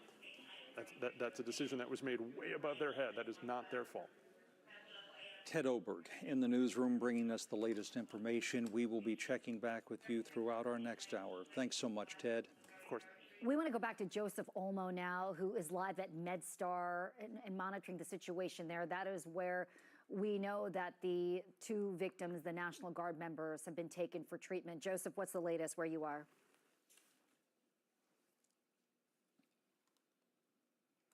What's happening behind me, guys, because the shooting happened around 2:15 today, and for several hours, MedStar Washington was pretty normal. It was pretty calm out here. That has all changed in the past half hour. government SUVs pulling out right here. About 30 minutes ago, I don't know, guys, do we have this video to roll? I saw what appeared to be like a motorcade approaching the emergency room area here at MedStar Washington, and there were several Secret Service vehicles, there were SUVs, and the majority of the people who exited from those vehicles were uniformed National Guard members. There was only one person noticeably in that video who appeared to have a duffel bag and was wearing normal plain clothes. So I don't know if that's a family member, but there is certainly a lot of movement outside of MedStar Washington just in the past half hour or so. We understand that both of the soldiers shot, both of the National Guard members who were shot, are here at this hospital. One of them was medevaced in, the other one was brought here via ambulance. And we also understand, guys, that the situation for these two Guards members is very serious. NBC News able to report that both of them were shot in the head. And again, there's a lot more people out here than there were just a couple of minutes ago, but there are no noticeable faces as I was watching people exit those government SUVs and police cruisers. There were no noticeable faces, guys, of any top U.S. official as That's we stand interesting. outside of the hospital where we believe both of those guardsmen are being treated right now. That's interesting that you point that out, Joseph. Thank you. Mark just mentioned that you spotted Executive Chief Carroll from the news conference earlier. It looked like him. It looked like he was walking It looked in. like he was wearing a police jacket. Yeah. But look, that's where they'll go, right? That's where the military will go because those are their people that are there, and so that will quickly. And as Joseph has said, this is what we see when anyone in law enforcement or something like this is taken to the hospital. There's a large presence that shows up there for multiple reasons, to be supportive of one another, to show solidarity there. But we were getting the same information about the head wounds to the two Guards members and the way that they were shot. And so they are reportedly both in critical, if not grave, condition. All right, Mark, thank you. We want to bring everybody up to speed right now as we welcome you into News Board 6. Our Paul Wagner is down near the scene, as he has been all afternoon, bringing us the latest information. Mark, take us back to the beginning, how this all began around 2:30 this afternoon. So, Jim, I was down near the tidal basin when I got a call from our manager that there had been a shooting, and I immediately put the car in gear and came around the tidal basin. I immediately saw the response, and it was just bedlam. It was incredible to see the U.S. Park Police helicopter coming in for a landing near the Washington Monument. Park Police officers were driving up onto the mall to protect the helicopter. Then there was just nothing but a crush of officers in Code 1, lights and siren coming up and down 17th Street. They immediately closed down the entire area. The uniformed Secret Service jumped out of their cars with long guns and were blocking everything off. And so what we know is that the DC Fire and EMS made an incredible effort to try and save the lives of these two guardsmen. And what we understand is that there was a EMS supervisor who was very nearby, who immediately got on the scene. 911 dispatched 3 different units to the scene here at 17th and I. What you're looking at right now is that scene behind me at 17th and I. And we understand that one of the guardsmen, they immediately began CPR. They put that guardsman into a helicopter and then flew that guardsman up to MedStar. The other guardsman was put into a paramedic unit and also taken up to MedStar. We understand that the guardsmen that were nearby that witnessed this shooting, they immediately returned fire from this person who basically ambushed these two guardsmen here at 17th and I. And that person was then shot and wounded, and then other guardsmen came in and took the suspect down. And that suspect was then transported to a local hospital. We understand that suspect is now at George Washington University Hospital. So at this point, We have been told by the FBI, by the mayor, by the Executive Assistant Chief of Police, Jeffrey Carroll, that this was apparently a lone gunman who came around the corner there. The guardsmen were standing by the metro station, and this person just opened fire. And that person was then taken into custody after being shot. So the investigation has now been taken over by the FBI, is our understanding. We've spoken to numerous sources who are trying to fill us in on some of the questions we still have at this point. We know that the gunman was armed with a handgun. That handgun is now in the possession of the FBI, and they're trying to identify who this person is who opened fire on these two guardsmen. There's a lot going on as far as this investigation is, how this investigation is now taking place. And our understanding is those two guardsmen are now in a critical condition up at MedStar. And they're trying to get to the bottom of who this person is, why this person did that. It appeared from the photograph that we have and we have shared on air that gunman, we believe, was conscious when he was put onto a gurney and then taken over to the hospital. So that's where we are at this point. And as you know, we've been filling you in as best we can with what we've been able to gather. We weren't able to ask many questions here, and we still have many, but we've been able to work our sources, and we're still working our sources and trying to get a little bit more information that we can. All right, Paul, listen. Jim, that's what I can bring you up to this moment. Paul, it's an... Yeah. Investigators have really made a point to talk about that this was a targeted attack, and I even heard the word ambush during the press conference. Can you talk about that part of the story and why that's important?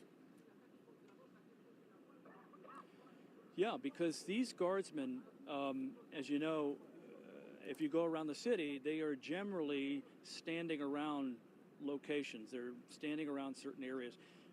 As you go around, you see them in the usual places, around Capital One Arena, down at the wharf, down around the waterfront. Mm-hmm. You see them here in the mall. You see them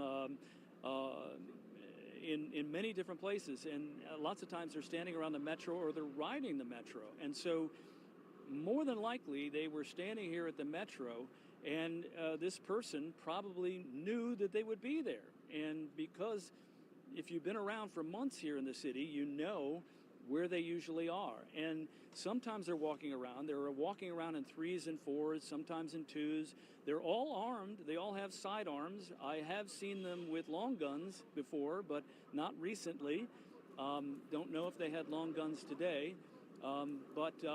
So they're standing doing what they're supposed to be doing here, working in the city. And this gunman comes around a corner, as Jeffrey Carroll said, and just opens fire on them. And it was an ambush, according to the police. So that's why they probably maybe didn't even know what had happened, that it happened so quickly. But there were other guardsmen there. Okay, we've heard there were other guardsmen there. And those other guardsmen then engaged, opened fire on the suspect. They wounded the suspect. We were told the suspect was shot several times, but when you look at the photograph of that suspect on the gurney, it doesn't look like that person was too badly wounded. And then we know that the guardsmen then that were not wounded and were right there jumped in and took down the shooter. So that's what we know about how this all went down here at 17th and I. And let me also say, initially we were told it was 17th and H, but at the news conference they're telling it was 17th and I, which is right here behind me. And we just showed you the scene here. There's still a lot of guardsmen up there at that scene. There's still a lot of police that are around that area. We know that they have looked at video because they told us that at the news conference, so they know there is some video. And we have actually seen some video ourselves that we haven't shown on the air, but right now the question is why? What's the motive here? As you said, Jim, earlier, these guardsmen are more than happy to talk with you, and they're so pleasant to engage with you and talk to you about where they're from and what they're doing. I go around, I see them, I've taken pictures of them, taken video of them, and they're always very nice. They wave, they say, "Hi, sir, how are you doing?" I was talking to some of them just the other day outside Capital One Arena. So here we have guardsmen that were doing their job, doing what they were told to do, and yes, they were ambushed today. And a quick response, to say the least. Within seconds, that suspect was taken down and apprehended. But the initial bedlam is what you saw there. Paul, we want to thank you so much. Since this all unfolded, we have heard from President Trump. We have heard from the Vice President, neither of whom were in the district today. We also heard from Pete Hegseth about plans to bring in 500 additional soldiers.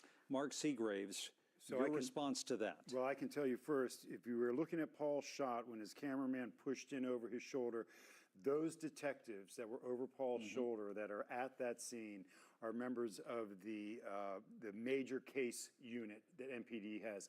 Those are the most veteran detectives on the DC Police Department that they have out there at that scene right now. Paul was right, and I have also had it confirmed from law enforcement that FBI is leading this investigation.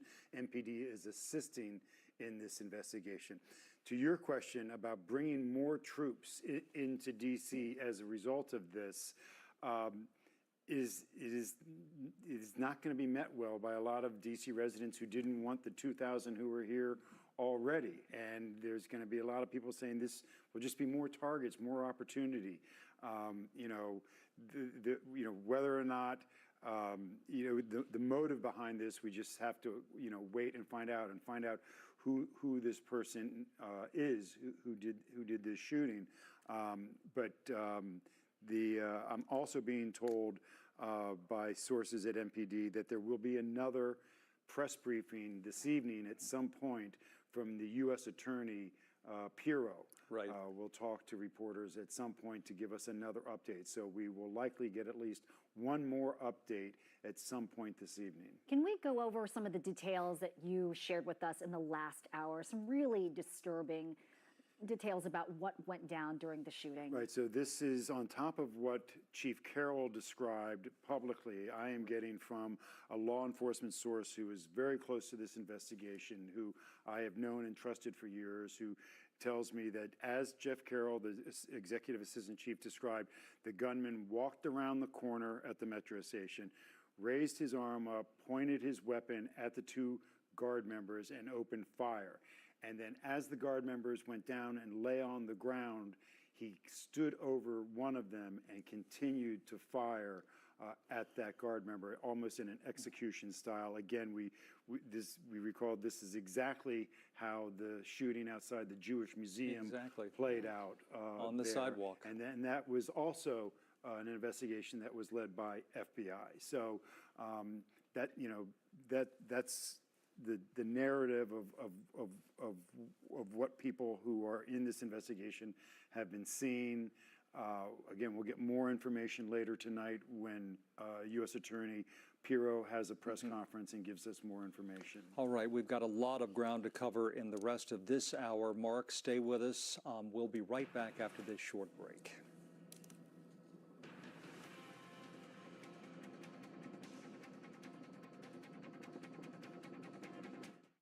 Black Friday's back.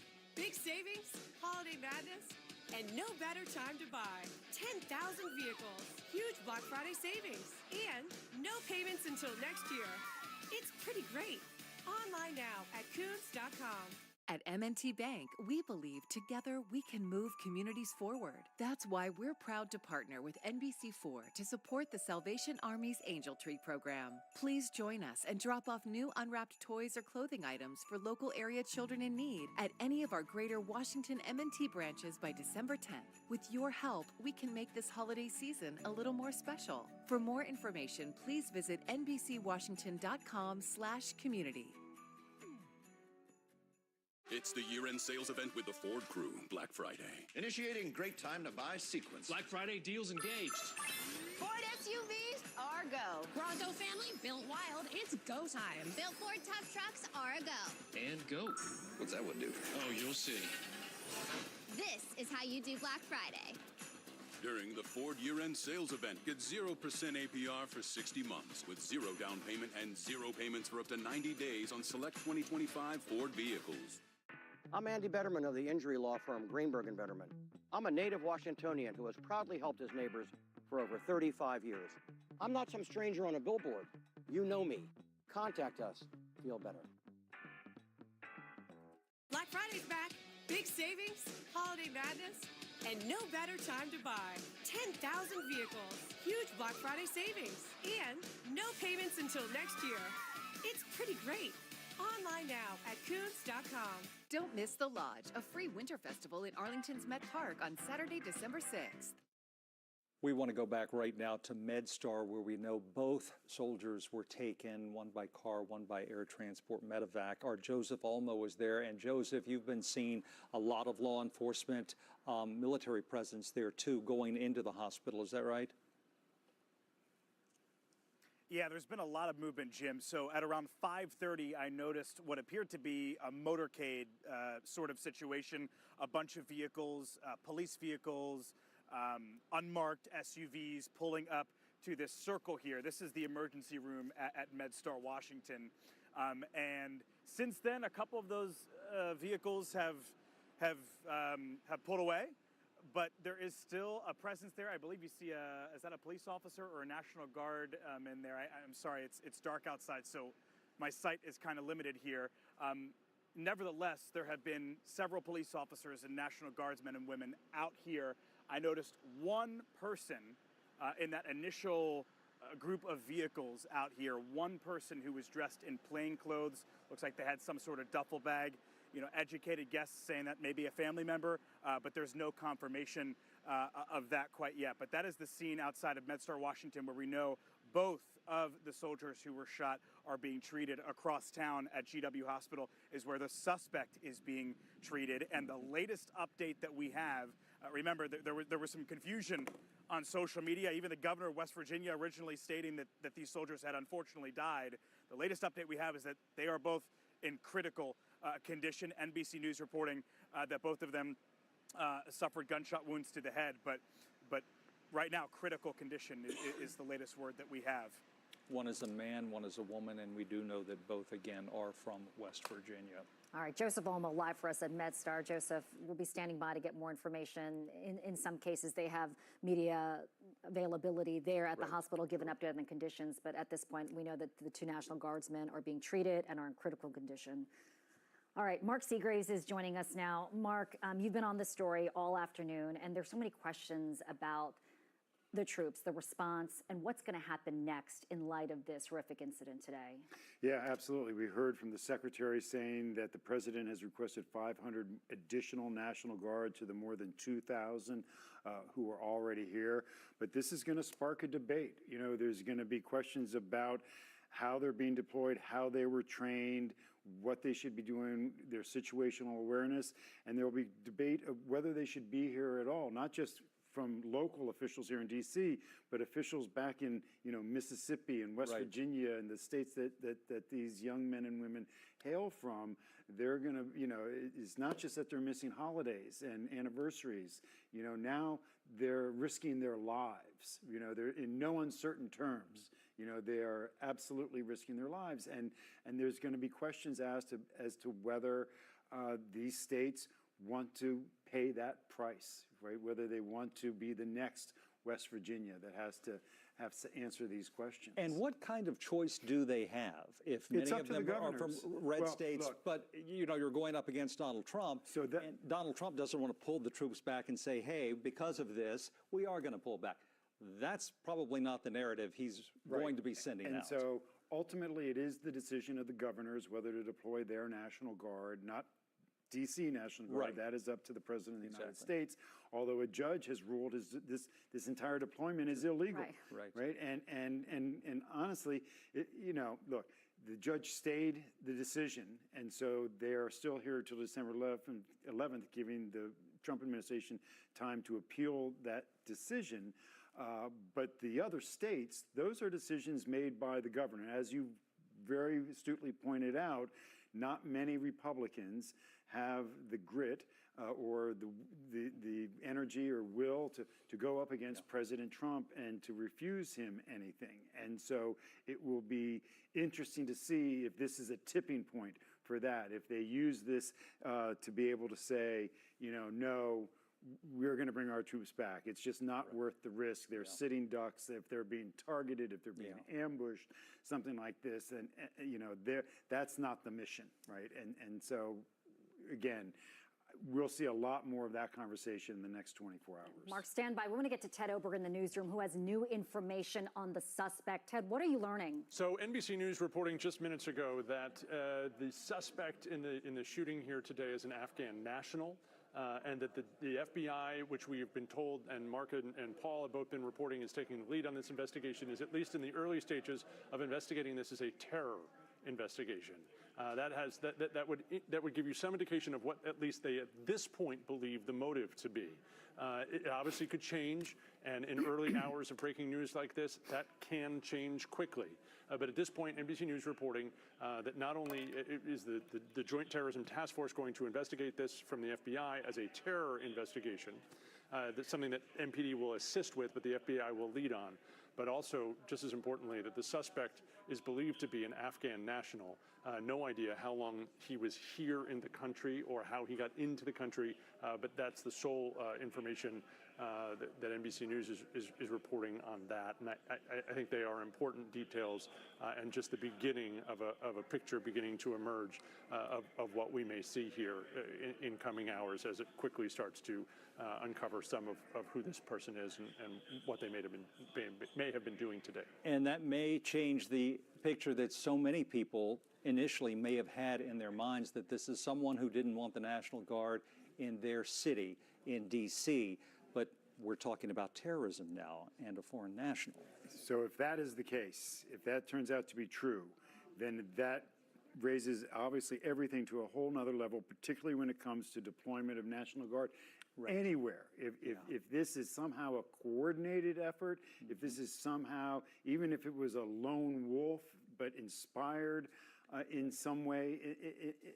to do this, then yes, then it's going to raise more questions about the vulnerability of these soldiers when they're being deployed in these situations. And so it just opens up an entire another can of worms, if you will, as they start looking at this.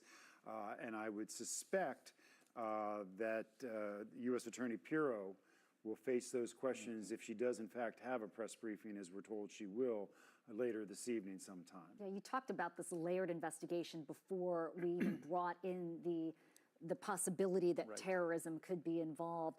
What's going to change now in terms of the questions, the investigation, and to your point, we said it was a lone gunman, but now there are a lot more questions that are going to come about in terms of how this person was operating. And this may be why FBI Director Kash Patel was talking about plural when he talked about suspects and perpetrators, and that we will find them.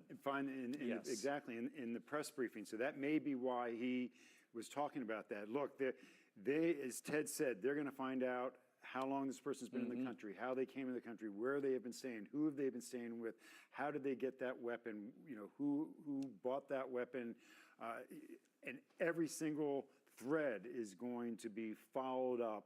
And look, I guarantee you that every FBI agent, we saw DC police have their best detectives, their most seasoned detectives are down there working on that.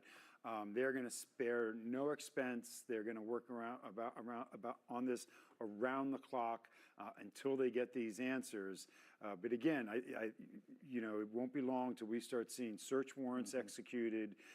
We start, learning more about the suspect. Once we get a name on the suspect, then we all start trying to track the person down, and in the ways that we are available to us as well.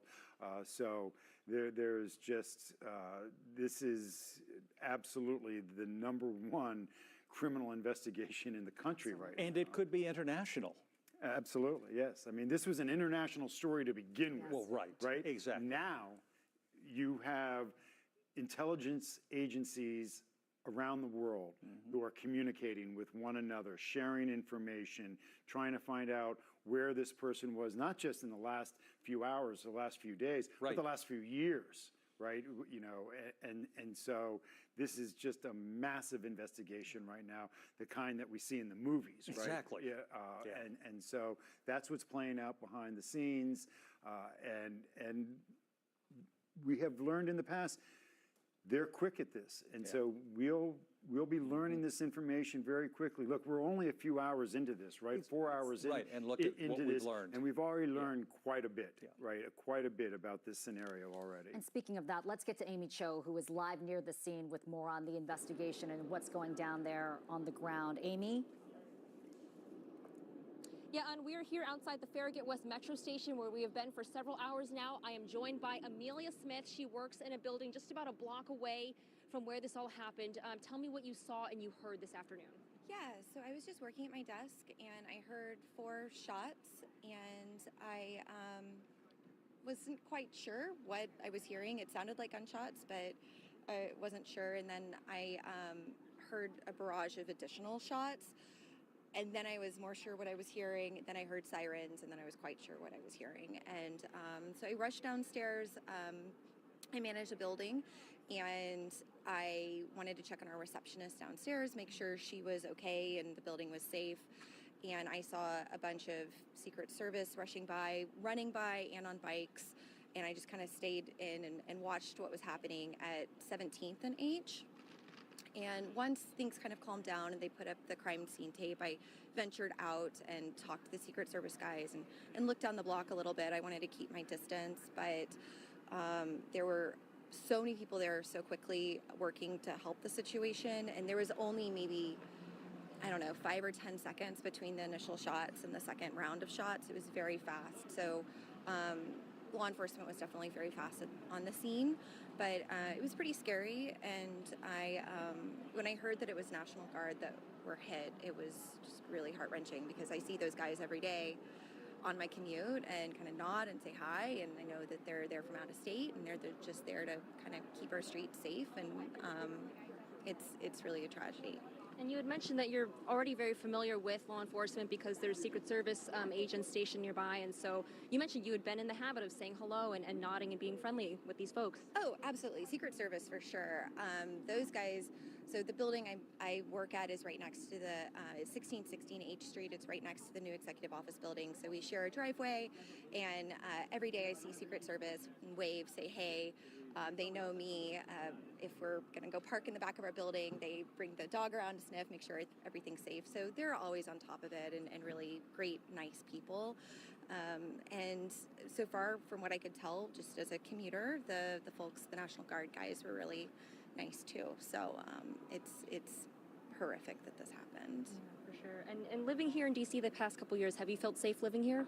Yeah, I mean, I moved here from Houston, so going from a car-oriented city to a walkable city. I mean, there's always like some crazies out on the street, to be honest, but I've noticed it being quieter and safer feeling in the metro. But I'm street smart enough to stay in areas that I feel are safe, and downtown has always felt pretty safe to me. It's just even quieter feeling in the metro with the presence, I would say. We're certainly glad that you and everyone in your building are okay. Amelia Smith, thank you so much for sharing your eyewitness account of what you saw and you heard. Thank you so much. I appreciate it. We also put up a sign outside the building already this afternoon that said America loves our National Guard. So we really wanted to show our support. Yeah, we've seen a couple around here. Yeah, already. We've seen those signs popping up. People wanting to show that love for sure. I'm glad to hear that. Yeah, Ms. Smith, thank you so Thank much. you. We appreciate your time. All right, we're going to take a short break. News 4 will be back right after this. Fall is officially here. And it can be hectic, but we're here working for you. Whether you're juggling school, practice, or even watching some football. Heck yeah, we'll get you out the door. And ready for the day ahead. We're News 4 today. Working for you weekday morning. Black Friday's back. Big savings, holiday madness, and no better time to buy. 10,000 vehicles, huge Black Friday savings, and no payments until next year. It's pretty great. Online now at Koons.com. And on that limb, there was a little nest, the prettiest little nest, that you ever did see, Now the nest on the limb and the limb on the tree, and the green grass grows all round and round. Life is full of surprises. The green grass grows all around. That's why we're keeping your internet price the same with the 5-year price guarantee, only from Xfinity. Xfinity. Imagine that. If you like your Broadway hot, you'll love the musical blockbuster the New York Times calls a supersized all-out song and dance spectacular. Some Like It Hot. Now playing at the National Theater through December 7th. And now for a weather update. The polar vortex is bringing a lot of snow. Good news for a white Christmas, but just be safe getting home. This storm will be here through the night, as will I.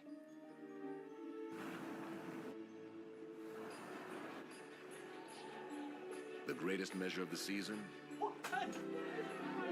is how it makes you feel. The December to Remember sales event. Get special offers on select Lexus TX models.